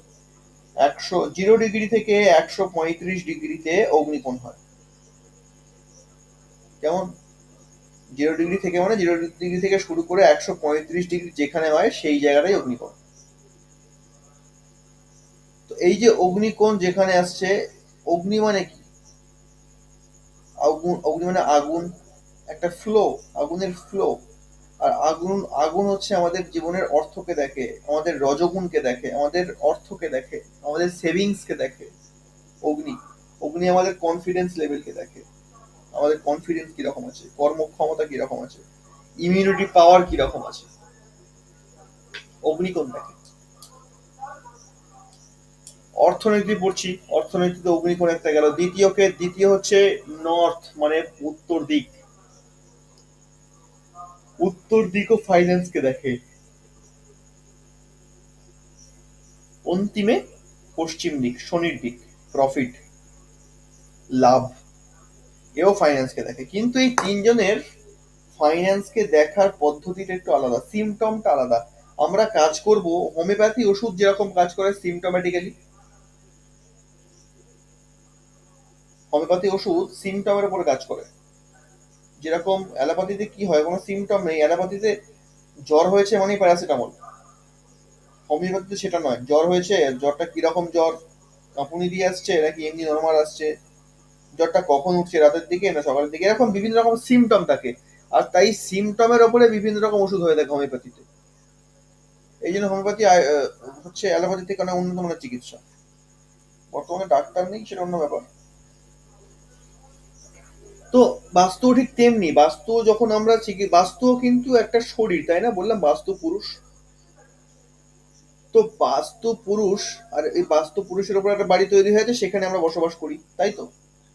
তো তাহলে এই বাস্তু পুরুষ যখনই সমস্যায় পড়বে বা কোনো রোগগ্রস্ত হবে, তাহলে তো আমরাও রোগগ্রস্ত হব, আমরাও সমস্যায় পড়বো, তাই না? আমরা তার মধ্যেই তো বসবাস করছি। তো এই জন্য ডাক্তাররা চিকিৎসা করে আমাদের শরীরের, আর আমরা চিকিৎসা করি বাস্তু পুরুষের। এটাই যে তফাৎ। ডাক্তার, উভয় ডাক্তার আমরা, বলা যায়। তো যাই হোক, তবে হ্যাঁ, চিকিৎসাটা বাস্তুরই করবো, চট করে শারীরিক চিকিৎসা করতে যাবো না, তাহলে ভিতরে বিপরীত হয়ে যাবে। তো যাক, বাস্তুর ডাক্তার আমরা, ঠিক আছে, বাস্তুর ডাক্তার। তো এইবার বাস্তুর ডাক্তারকে তাহলে বাস্তুর সিমটমকে বুঝতে হবে যে আসলে রোগটা কি হয়েছে। তো ফাইন্যান্সের বিভিন্ন রকম প্রবলেম হয়, কি না? ফাইন্যান্সের দিক থেকে তিন রকম প্রবলেম। একটা হচ্ছে টাকা পয়সা আসছে, সেভিংস হচ্ছে না, প্রথম। দ্বিতীয় রকম সিমটম কি? দ্বিতীয় রকম সিমটম হচ্ছে, আরে দাদা কাজ তো পাচ্ছি না, আমি অপরচুনিটি পাচ্ছি না, কাজ পেলে কাজ করলে না টাকা আসবে, দ্বিতীয় গেল। তৃতীয় কি? না আমি তো কাজ প্রচুর করছি, ব্যবসা আমার চলছে, না লস না প্রফিট, একটা মাঝখানের জায়গায় পড়ে আছি, কিছুই করতে পারছি না। এই তিনটেই সমস্যা মেনলি মানুষের আর্থিক জীবনে হয়। এই তিনটের জন্য দিক ভাগ করে দেওয়া আছে। টাকা পয়সা আসছে, সেভিংস থাকছে না, টাকা পয়সা রাখাই যাচ্ছে না, জলের মতন হু হু করে বেরিয়ে যাচ্ছে। প্রবলেম কোথায়? না অগ্নিকোণ। বলছে টাকা পয়সা জলের মতন বেরিয়ে যাচ্ছে। কোন শব্দের উচ্চারণ হলো? জলের। টাকা পয়সা আসছে, হু হু করে জলের মতো বেরিয়ে যাচ্ছে, এর মানে কি? এর মানে হলো অগ্নিকোণে তুমি বাবা জল নিয়ে গেছো। যখনই অগ্নিকোণে জলের সম্বন্ধ আসবে, আগুনকে নেভাতে পারে কে? জল। পড়লাম না একটু আগে? তাহলে অগ্নিকোণে যখনই জল আসবে, অর্থাৎ জল আমরা কোথায় ইউজ করি? ম্যাক্সিমাম ক্ষেত্রে বাথরুম, টয়লেটে। অগ্নিকোণে যখনই টয়লেট চলে আসলো, তখনই ফাইন্যান্স প্রবলেম শুরু হয়ে গেল। যতই ইনকাম করো না কেন, রাখা যাবে না। সেভিংস এর জায়গা নিড ফল জিরো। বড় বড় বিজনেসম্যানের ক্ষেত্রেও দেখা গেছে যে অগ্নিকোণে একটা ছোট্ট বাথরুম আসার কারণে কোটি কোটি টাকার বিজনেস ডুবে গেছে। বহাল তবিয়তে চলতে থাকা বড় বড় কোম্পানিগুলো, বহু কোম্পানি দেখেছি অগ্নিকোণে বাথরুম থাকার কারণে কয়েক মাসে তলিয়ে গেছে। পুরো তাদের বিজনেস একদম লোপাট। বলছে লস হচ্ছে না, লস লস দেখতে পাচ্ছি না বিজনেস। লস যে হচ্ছে তেমনটা কিন্তু নয়, অথচ লস না হওয়া সত্ত্বেও, বিজনেস ঠিকঠাক চলা সত্ত্বেও তাকে দেনা করতে হলো, ব্যাংক লোন ইত্যাদি করতে হলো, দেনা করতে হলো। তার সত্ত্বেও বিজনেসটাকে দাঁড় করাতে পারলো না, সামাল দিতে পারলো না। অর্থ যে কোথা থেকে বেরিয়ে চলে গেল, কিভাবে গেল, কোনো হিসাবই নেই। টাকা আসছে বেরিয়ে যাচ্ছে, কোনো হিসাব থাকছে না। কি করে সম্ভব? কি করে হয়? আমাদের ছোটখাটো সাংসারিক ক্ষেত্রেও তাই হয়। আমি অর্থটা জমাচ্ছি একটা ক্ষেত্রে, একটা কাজে ইউজ করব বলে, কিন্তু চট করে এমন একটা ঘটনা বাড়িতে ঘটে গেল, সব টাকাটা চলে গেল অন্য খাতে, অন্য খাতে ব্যয় হয়ে গেল। একবার দুবার হয় তো নর্মাল, ঠিক আছে, অসুবিধা নেই। কিন্তু বারবার একই জিনিস রিপিট হচ্ছে, একই জিনিস বারবার হচ্ছে, তার মানে অগ্নি সমস্যা রয়েছে। যে লিকুইডিটিকে খতম করে দিচ্ছে, লিকুইডিটিকে রাখতেই দিচ্ছে না। লিকুইডিটি মানে ক্যাশ মেনলি, যেটাকে থাকতেই দিচ্ছে না কোনোভাবেই। আসা মাত্রই সে বেরিয়ে যাচ্ছে। অর্থাৎ এক কথায় বলা যায় যে টাকাটা আসছে যাওয়ার জন্যই। মানে ইনকাম তো আমার পরে হচ্ছে, কিন্তু যাওয়ার রাস্তা আগে থেকে হয়ে আছে, ও আসছে যাবে বলেই। এইটাও কিন্তু অগ্নিকোণের সিমটম। আর কি সিমটম অগ্নিকোণে? আমাদের শরীরও কিন্তু অনেকটা ডিপেন্ড করে এখানে। আমাদের জঠর অগ্নি, অর্থাৎ আগুন আমাদের শরীরে কোথায় আছে? আগুন আমাদের শরীরে পেটে আছে, তাই না? জঠরে আছে, পেটে। আমরা যা কিছু খাবার খাই, সেই জঠর অগ্নি প্রদীপ্ত হয়, জ্বলতে থাকে, এবং সেই আগুন পেটের মধ্যে জ্বলার কারণে আমাদের খাবারগুলো হজম হতে থাকে, এবং সেই খাবারগুলো পরিপাক হয়ে আমরা শরীরে পুষ্টি পাই। তো যখনই বাড়ির অগ্নিকোণ খারাপ হবে তখনই পেটের অগ্নি খারাপ হয়ে যাবে, তখন হজমের সমস্যা, গ্যাসের সমস্যা, খাবার ঠিক করে হজম না হওয়া, নানা রকম ভাবে সমস্যা, সুগার চলে আসা, ব্লাড প্রেশার। পেটের সমস্যা যদি একবার এসে যায় তখন সেখান থেকে কি না রোগ আসতে পারে, সব রকম আসতে পারে। তো এই জন্য আমাদের ইমিউনিটি পাওয়ার নষ্ট করে দেয় অগ্নিকোণ। সুগার নিয়ে চলে আসে অল্প বয়সে। আমাদের নার্ভাস সিস্টেমকেও খানিকটা প্রভাবিত করে, ইমিউনিটি পাওয়ারকে কমিয়ে দিচ্ছে। অগ্নিকোণ একাই যখনই অর্থ সম্বন্ধীয় কোনো জিনিস আসবে, আমরা তিনটে দিক নিয়ে বলছি বটে, কিন্তু মেনলি অর্থকে যে দেখে, লিকুইডিটিকে যে দেখে, ক্যাশকে যে দেখে, সেটা একমাত্র অগ্নিকোণ। যদি কারোর জীবনে অগ্নিকোণ স্ট্রং থাকে, তার জীবনে অর্থের, তার জন্ম ছকে গ্রহ নক্ষত্রের অবস্থান যেমনই থাক, যেমনই তার গ্রহের দশা চলুক না কেন, আর্থিক দিক থেকে তাকে কখনো কোনো রকম সমস্যার মধ্যে পড়তেই হবে না। হ্যাঁ, এটা কখনো বলবো না যে বাস্তু ঠিকঠাক করে বড়লোক হওয়া যায়, কোটিপতি হওয়া যায় না, এটা কখনো, এটা কখনো হয় না। ব্যাপার হচ্ছে বাস্তু ঠিক রাখা দরকার হয় সুখের কারণে, শান্তির কারণে। বহু বাড়ি দেখেছি, বহু কলকাতার দিকে, বিশেষ করে শহরের দিকে বা বাইরের দিকে, বহু জায়গায় দেখেছি যে টাকা পয়সা প্রচুর আছে, অর্থ প্রচুর আছে, কিন্তু শান্তি নেই, সুখ নেই, যেটাকে কেনা যায় না। তো বস্তু থেকে আমরা আনন্দ পেতে পারি, আমরা অর্থ দিয়ে বস্তু কিনতে পারি, গাড়ি বাড়ি ইত্যাদি বহু রকম কিছু কিনতে পারি। বস্তু থেকে সুখ হয় না। বস্তু থেকে সমৃদ্ধি হয় বটে, সম্পদ বাড়ে, অর্থ বাড়তে পারে, কিন্তু বস্তু থেকে সুখ হয় না। সুখ যদি পেতে হয়, সুখ একমাত্র বাস্তুই দিতে পারে। তাই বাস্তু থেকে সুখ হয়, বস্তু থেকে কিন্তু সুখ পাওয়া যায় না। এটাই তফাৎ বাস্তু আর বস্তুর মধ্যে। তাই বাস্তুকে আমরা ঠিকঠাক রাখলে আমাদের জীবনটা চলে যাবে সুখের মাধ্যম দিয়ে, শান্তির মাধ্যম দিয়ে, নির্বিঘ্নে কেটে যাবে। তার সঙ্গে সঙ্গে যেগুলো মেনলি ফাইন্যান্সের দিকটা থাকে, অগ্নিকোণ যদি অগ্নিকোণ স্ট্রং করে দেওয়া যায়, অগ্নিকোণ ঠিক করে দেওয়া যায়, অগ্নিকোণ যদি কারো ঠিক থাকে, তাহলে ব্যক্তির জন্মছকে অর্থের জায়গা যতই খারাপ থাকুক না কেন, বাড়ির মধ্যে অগ্নিকোণ স্ট্রং থাকার কারণে তাকে অর্থনৈতিক সমস্যায় ভুগতে হবে না।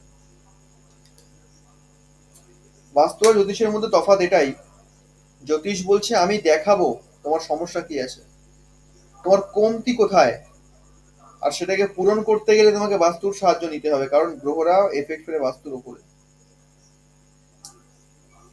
তাহলে দেখো জ্যোতিষের মাধ্যম দিয়ে, ওষুধ খাও, সমাধান করো বাস্তুর মাধ্যম দিয়ে। এই হচ্ছে জ্যোতিষের বাস্তুর মধ্যে একটা মেল বন্ধন। উত্তর দিক কি করে? মেনলি উত্তর দিক মানি অপরচুনিটি, ওয়ার্ক অপরচুনিটি, এই উত্তর দিক থেকে আমাদের কাছে কাজের সুযোগ আসে।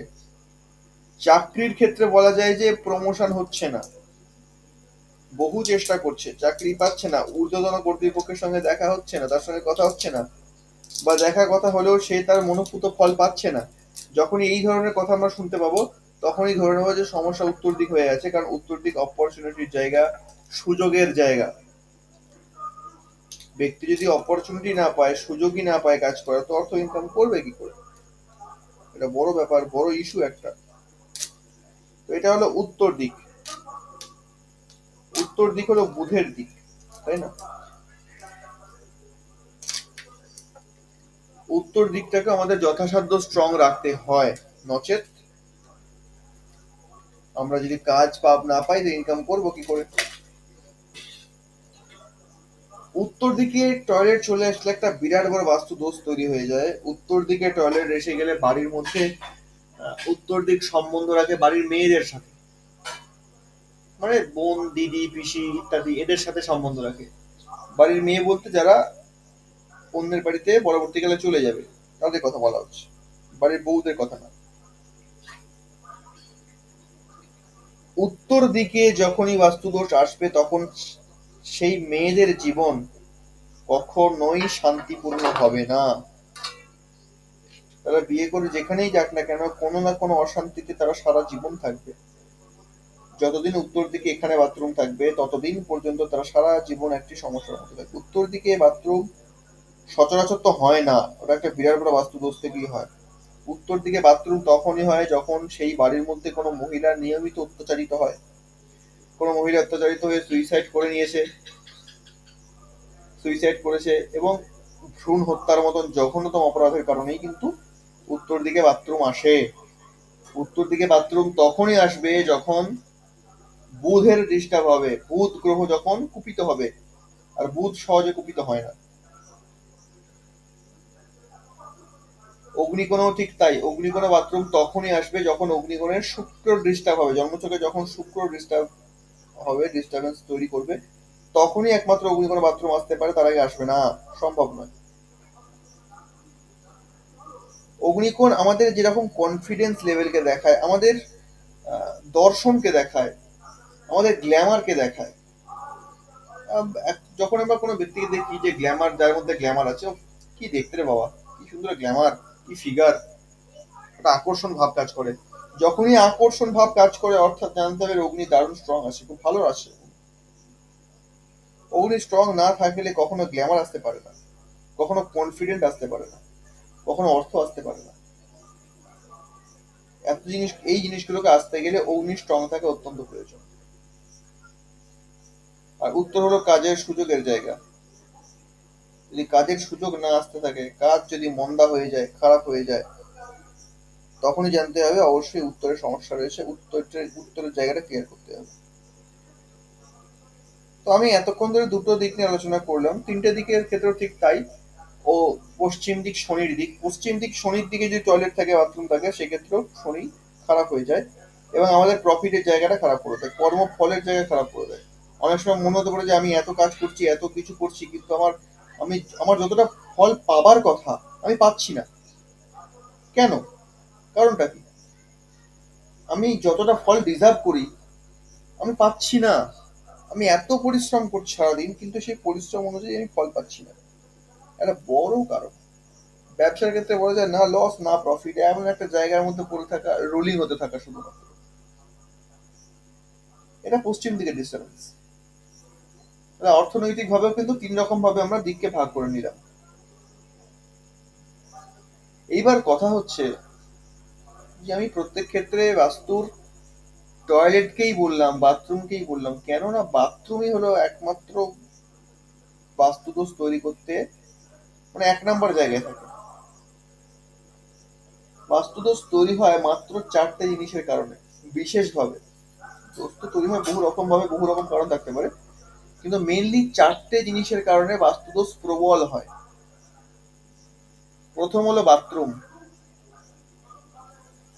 দ্বিতীয় হলো রান্নাঘর, কালার, যে কালার আমরা করে থাকি, লাল নীল সবুজ হলুদ হ্যান ত্যান কত রকম কালার আছে, যে কালার করি বাড়িতে, সেই কালারের বাস্তুদোষ প্রবল হয়ে থাকে, মারাত্মক প্রচন্ড লেভেলের হয়ে থাকে। তারপরে আসে রান্নাঘর, তারপরে আসে মেন ডোর, আমার মেন গেটটা কোথায়। এই চারটে জিনিস মেনলি বাস্তুদোষ দিয়ে থাকে। তো এই জন্য টয়লেটকেই বললাম, কারণ টয়লেটটাকে দেখে রাহু, রাহু হচ্ছে টয়লেটের কারক। আর রাহু যেখানে গিয়ে বসবে সেই জায়গাটাকেই কিন্তু খারাপ করে দেবে, সমস্যা প্রচন্ড লেভেলে ফেলবে।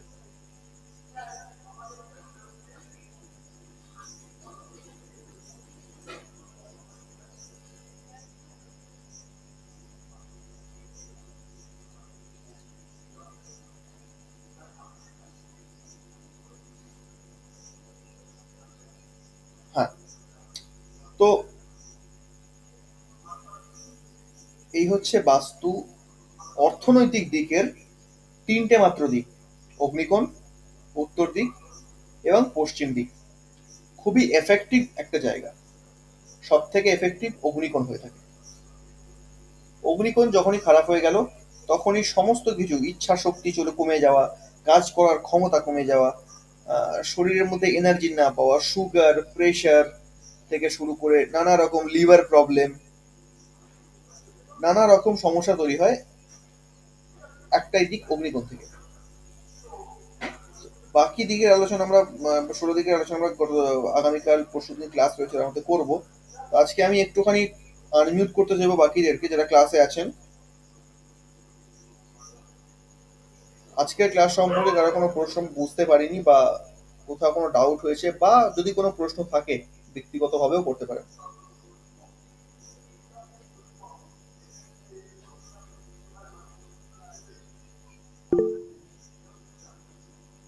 বলুন, কেউ হ্যান্ড রাইজ করেছেন?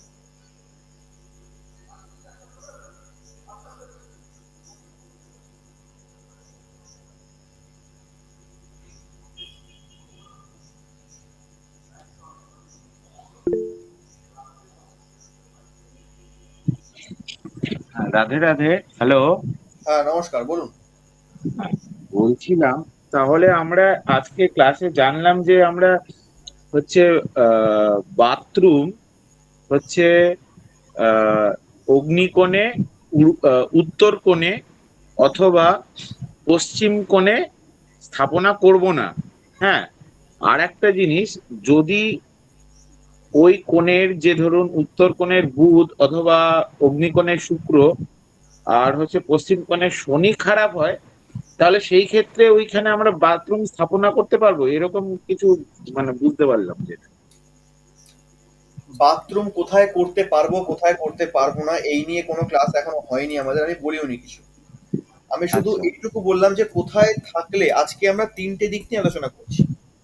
একটা হ্যাঁ, অগ্নিকোণ, উত্তর দিক আর পশ্চিম দিক। তো এই তিনটে দিকের মধ্যে বাথরুম করা যায় না এটা জেনে গেছি যে এইখানে বাথরুম থাকলে কি কি হতে পারে। কেমন? আচ্ছা তো এইবার বাথরুম কোথায় করব সেটা তো ক্লাসে আলোচনা করেই নেব। প্রথম কথা, আচ্ছা বাথরুম করার জন্য যে জায়গাটা বাস্তুর মধ্যে দেওয়া হয়েছে মাত্র 2 থেকে 3টে জায়গা বাথরুম করার জন্য উপযুক্ত বলে মনে করা হয়। এই 2 থেকে 3টে জায়গা বাদ দিয়ে আমরা যেখানেই বাথরুম করব সেটাই বাস্তুদোষ তৈরি করবে। আচ্ছা। কেমন? হ্যাঁ হ্যাঁ। তো এবার আর একটা কথার আজকে মধ্যে আসলো যে বুধ সহজে কুপিত হয়, যদি বুধ কুপিত হয় সেখানে কি বাথরুম করতে হবে, মানে এরকম কিছু? বুধ যদি কারোর জন্মছকে খারাপ থাকে তার অটোমেটিক্যালি বাথরুম উত্তর দিকে চলে আসবে। সে আচ্ছা নিজে হাতে আচ্ছা সে নিজে হাতে বাথরুম উত্তর দিকে বানাবে, বানিয়ে বাস্তুদোষ তৈরি করবে।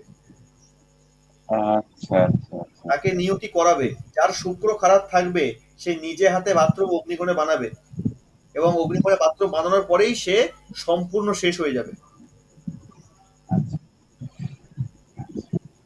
দাদা অনেকে হ্যান্ড রাইজ করেছে। হ্যাঁ,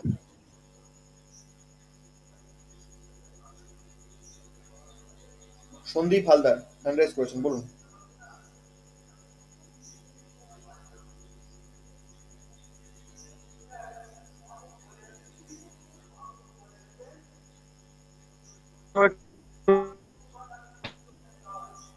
রাইস হয়ে গেছিল আর কি, ওটা আমি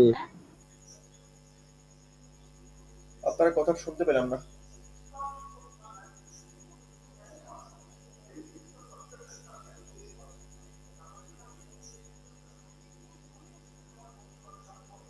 আচ্ছা, সঞ্জয় বাবু হ্যান্ড রাইজ করে আছেন, আপনি আর কিছু বলতে চান? আচ্ছা। না না না না। আচ্ছা, আর আজকের টপিকের উপরে আর কারো কোনো প্রশ্ন? যদি বুঝতে পারেন তো খুবই ভালো, না বুঝলেও বলুন।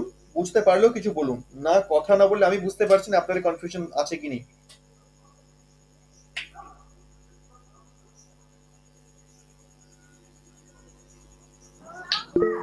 আর একটা জিনিস, হ্যালো। হ্যাঁ, বলুন। আচ্ছা, আমরা যে এই যে তিনটে আজকে দিক যেটা গুরুত্বপূর্ণ করলাম, যে অগ্নিকোণ, উত্তর কোণ আর হচ্ছে পূর্ব কোণ, ঠিক আছে?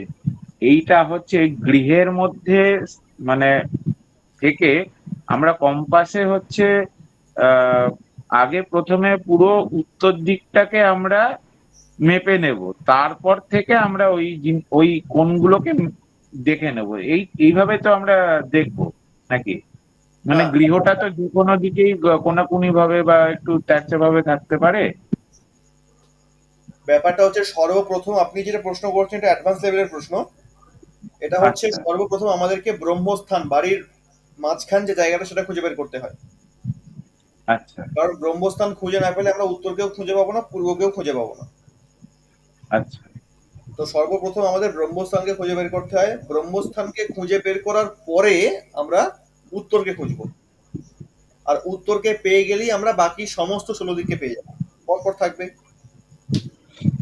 আচ্ছা। ঠিক আছে, সেটা কিন্তু কি বাড়ির ছাদে বসে করলে কি সুবিধা হবে? না, আমরা বাড়ির ওভাবে করতে পারবো না, বাড়ির ছাদে গিয়ে নিচে বসে করতে পারবো না। এর জন্য আমাদের বাড়ির প্রপার ড্রয়িং লাগবে। আচ্ছা ড্রয়িং ছাড়া এগুলো করা সম্ভব নয়। আচ্ছা আমরা চোখের আন্দাজে বহু লোক করে থাকে, এটা এটা ওই কোণ সেটা সেই কোণ, কিন্তু চোখের আন্দাজে করার ফলটা যারা করেছে বর্তমানে তারা ভুগছে। সবকিছু চোখের আন্দাজে হয় না, কেমন? এর জন্য আমাদের প্রপার ড্রয়িং লাগবে। ড্রয়িং ছাড়া বাস্তুর কাজ অন্তত হয় না, ড্রয়িং ছাড়া তো হয়ই না। ড্রয়িংটা অত্যন্ত গুরুত্বপূর্ণ এবং প্রয়োজনীয় বটে। আপনি আগামীকালকে ক্লাসটা পুরো করলে বুঝতে পারবেন যে বাস্তু আগামীকাল আমরা, হ্যাঁ একটা বিষয়, আগামীকাল আমরা নৈরিত কোণ নিয়ে পড়াশোনা করব। যার নৈরিত কোণে ডিস্টার্ব থাকবে বাড়িতে, যারা ক্লাসে আছেন, যার নৈরিত কোণে টয়লেট হয়ে থাকবে, বাথরুম হয়ে থাকবে, বা নৈরিত কোণ কোনোভাবে দোষযুক্ত হয়ে থাকবে, তার কিন্তু আগামীকাল ক্লাস করতে প্রচন্ড রকম অসুবিধা হবে। এবং এমনও হতে পারে যে ক্লাসে জয়েন হতে পারলেন না, এবং ক্লাস করতে করতে বহু রকম নেটওয়ার্ক সমস্যা থেকে শুরু করে নানা রকম সমস্যা হতে পারে, নানা রকম প্রবলেম আসতে পারে। কারণ রাহু খুব ভাইটাল একটা জায়গা প্লে করে, ভাইটাল একটা রোল প্লে করে আমাদের উপরে। তো সুতরাং চেষ্টা আমরা প্রত্যেকেই করবো ক্লাসে আসার। তবে যার সমস্যা থাকবে নৈরিত কোণে তার কিন্তু ক্লাস অ্যাটেন্ড করে পুরো ক্লাসটা করা খুবই অসুবিধাজনক হবে। আর যদি হয় তাহলে তো ঈশ্বরের কৃপা অবশ্যই আছে।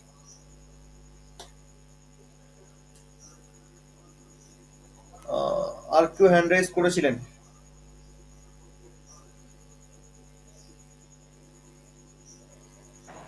হ্যাঁ স্যার, আমি করেছিলাম। হ্যাঁ, আজ আজ পর্যন্ত যে ক্লাসটা হয়েছে আজ তো অনেকটাই বুঝতে পেরেছি। এখন অনেক প্রশ্ন আছে, যেটা মনে হয় আগামী ক্লাসগুলোতে ডাউটগুলো ক্লিয়ার হয়ে যাবে। যদি প্রশ্ন থাকে করতে পারেন।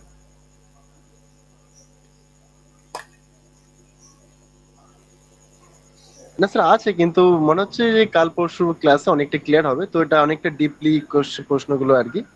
এখন পর্যন্ত যেটা হয়েছে পুরোটাই একদম বুঝতে পেরেছি, কোনো সমস্যা নেই।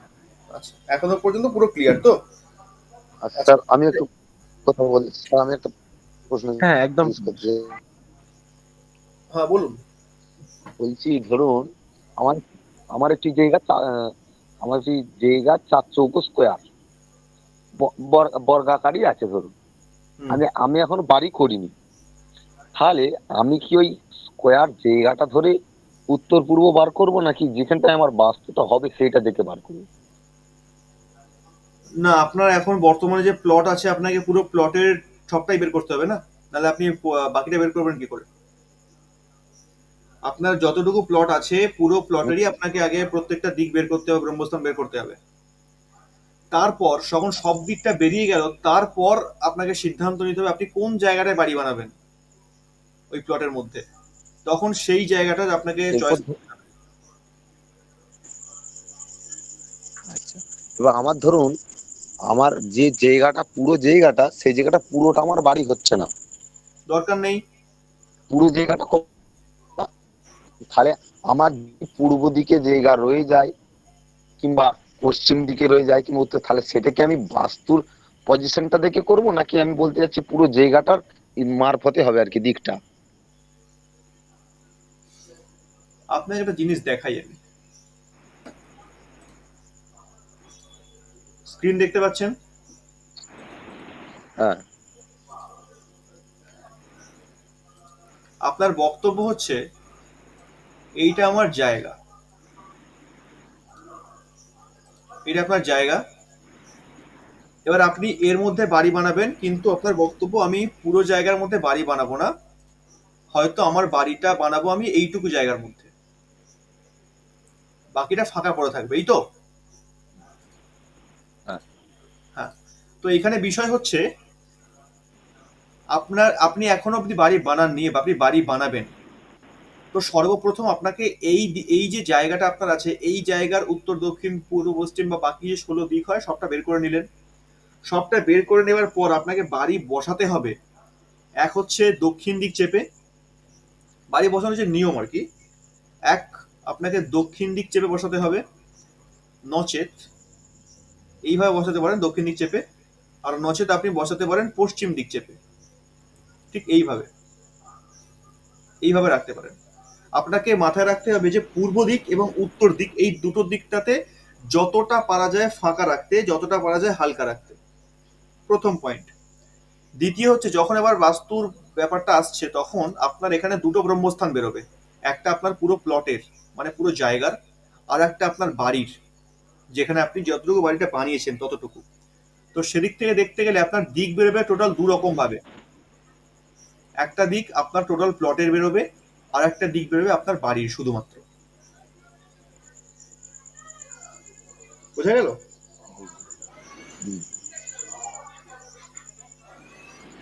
মানে বাস্তুর একটা প্লট দিক বেরোবে, আর আমার পুরো জায়গার যে প্লট সেটার একটা দিক বেরোবে। হ্যাঁ, দু রকম ভাবে বেরোবে। এরপর ধরুন আমার অগ্নিকোণ কিংবা পূর্ব দিক, প্লটের পূর্ব দিক বা অগ্নিকোণ খালি আছে, কিন্তু সে ব্যক্তি বাস্তু করে ফেলেছে তার অগ্নিকোণে পায়খানা করে, তাহলে প্রথম কি হবে? দেখুন সিস্টেমটা বুঝুন একবার। অগ্নিকোণে যদি পায়খানা বাথরুম করে ফেলে তাহলে তার ফাইন্যান্স ডুববেই ডুববে, এটাকে ঠিক করা সম্ভব নয়। পার্টিকুলার কয়েকটা দিক আছে, তিনটে দিক মেনলি, ঈশান কোণ, অগ্নিকোণ, নৈঋত কোণ। এইখানে যতই প্রতিকার দেয়া হোক না কেন, কোনো প্রতিকার কোনো রকম কাজ করবে না, এটা গ্যারেন্টেড। কোনো বাস্তুশাস্ত্রী বা কোনো বড় বড় মহান ব্যক্তি এখন অব্দি জন্মায়নি যে অগ্নিকোণ, ঈশান কোণ এবং নৈঋত কোণ ওই প্রতিকার দিয়ে ঠিক করে দেবে, এটা সম্ভব নয়। তত্ত্বকে বুঝুন না। একটা জায়গায় আগুন জ্বলছে, যদি আমি সেখানে জল ঢেলে দিই, সেইখানে কি আগুন জ্বালানো সম্ভব? সেখানে আগুন জ্বলবে কখনো? আর যদি জল ঢেলে দিই আগুনের মধ্যে, হাজার চেষ্টা করলেও সম্ভব নয়। কিন্তু কিন্তু কিন্তু এটা হচ্ছে ধরুন আমার ওই যে আপনি যেটা বললেন যে চার কোণে 4টে স্কোয়ার, একদম আমি আমার হিসেবে যদি 4 কোণে 4টে স্কোয়ারের অগ্নিকোণ হয়, কিন্তু যদি ওই 16টা দিক ফেলি তখন তো তাহলে ওইটা অগ্নিকোণ পড়বে না মনে হচ্ছে। পড়বে না, ঘুরে যাবে। আমি সেই কথাটাই বলতে চাচ্ছি, ধরুন আমার যে স্কোয়ার, যে প্লটটা জায়গা, পুরো প্লট জায়গাটার যদি আমি অগ্নিকোণ, আমার প্লটটার অগ্নিকোণটা ছাড়া আছে, জায়গা প্লটের অগ্নিকোণ ছাড়া, কিন্তু বাস্তুর যেটা হচ্ছে সে বাস্তুর অগ্নিকোণ আমি আমার চোখে দেখতে পাচ্ছি যে 8টা যে দিক তার অগ্নিকোণ, তাহলে যদি 16 দিক করি, 16টা দিক ফেলি, তাহলে কিন্তু সেটা অগ্নিতে পড়বে না মনে হয়। পড়বে না। প্রথম কথা দেখুন, আপনাকে সিমটম দেখতে হবে যে অগ্নিকোণের সমস্যা এই ব্যক্তির জীবনে আছে কি নেই। এটা প্রথম। আমার কোথায় কি আছে এর পরের কথা, আমার দেখা দরকার নেই কোথায় কি হয়ে আছে। অগ্নিকোণে বাথরুম আছে কি নেই আমার দেখার কোনো দরকার নেই। আমাকে দেখতে হবে যে অগ্নিকোণে বাথরুম থাকলে যে সিমটমটা আসে অর্থনৈতিকভাবে, সেই সিমটমটা জীবনে আছে কিনা, প্রথম পয়েন্ট। যদি থাকে তাহলে 100% অগ্নিকোণে বাথরুম হবে। আর যদি না থাকে, আমি চোখের দেখায় দেখছি বাথরুম অগ্নিকোণে, অথচ ব্যক্তির জীবনে অর্থনৈতিক সেরকম কোনো ট্রাভেল নেই, সমস্যা নেই, তাহলে অবশ্যই বাথরুম অগ্নিকোণে নেই, এটা শিওর। আমি অনেক এটাই সময় জানতে চাইছিলাম। অনেক সময় উত্তর দিক ঘুরে থাকে, আমরা চোখের দেখায় দেখছি উত্তর দিক এখানে, কিন্তু যে বললাম উত্তর দিক হয় 0 ডিগ্রিতে, 360 ডিগ্রিতে। বহু ক্ষেত্রে দেখা যায় উত্তর দিক ঘুরে থাকে।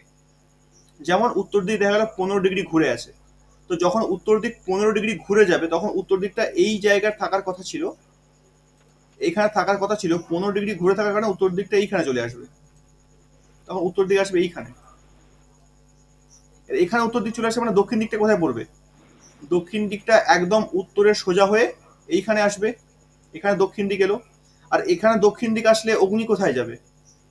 এখানে দক্ষিণ আসলে যদি এটা ব্রহ্মস্থান ধরি আমি, অগ্নি চলে যাবে এইখানে, তখন অগ্নির জায়গাটা এখানে চলে আসবে, 45 ডিগ্রি অ্যাঙ্গেল হয়ে গেল। তাহলে অগ্নিটা এখানে গেল না, অগ্নি এখানে চলে গেল।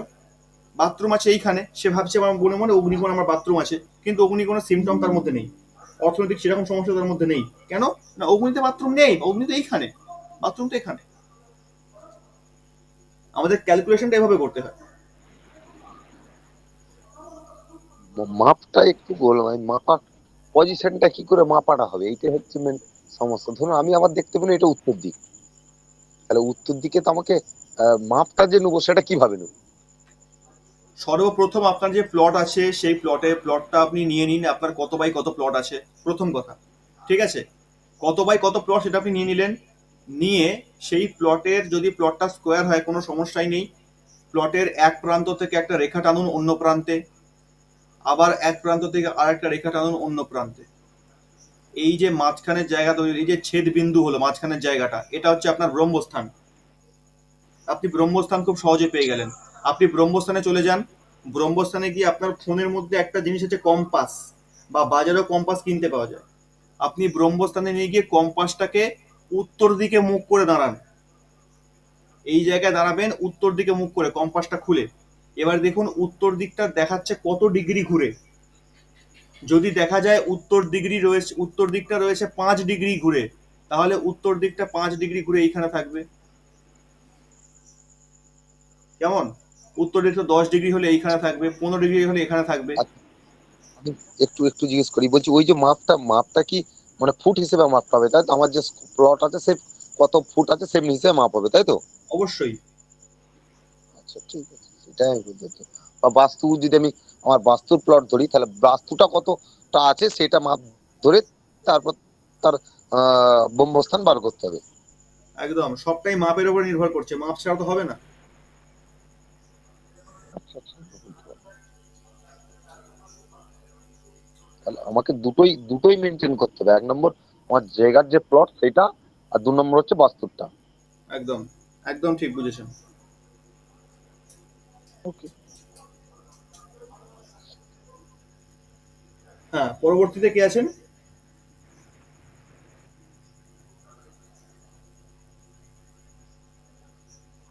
আচ্ছা, অনেকে লেট হয়ে গেছেন, ঠিক আছে। আর মনে হচ্ছে আর কারোর সেভাবে কোনো প্রশ্ন নেই।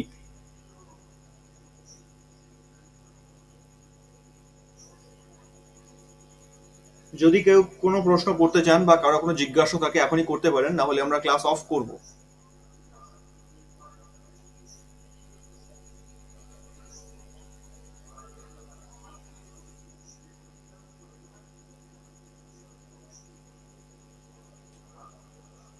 কারোর কোনো ডাউট নেই তো, কোনো কনফিউশন নেই তো? না স্যার, কোনো কনফিউশন নেই, ঠিক আছে। বাহ, খুব ভালো। ঠিক আছে, তো আগামীকাল আমরা চেষ্টা করব ঠিক সময়ে ক্লাসে আসার, এবং খুবই ভাইটাল টপিক নিয়ে আলোচনা হবে আগামীকাল, ডিটেলসে আমরা পড়বো। তো আজকে আশা করছি সবারই সবটা ক্লিয়ার হয়েছে, ঠিকঠাক হয়েছে, কোনো কনফিউশন নেই। আজকের জন্য এই পর্যন্তই। সকলে ভালো থাকবেন, সুস্থ থাকবেন। শুভরাত্রি। আগামীকাল ক্লাসে দেখা হবে। Okay sir, thank you sir, thank you. শুভরাত্রি। শুভরাত্রি।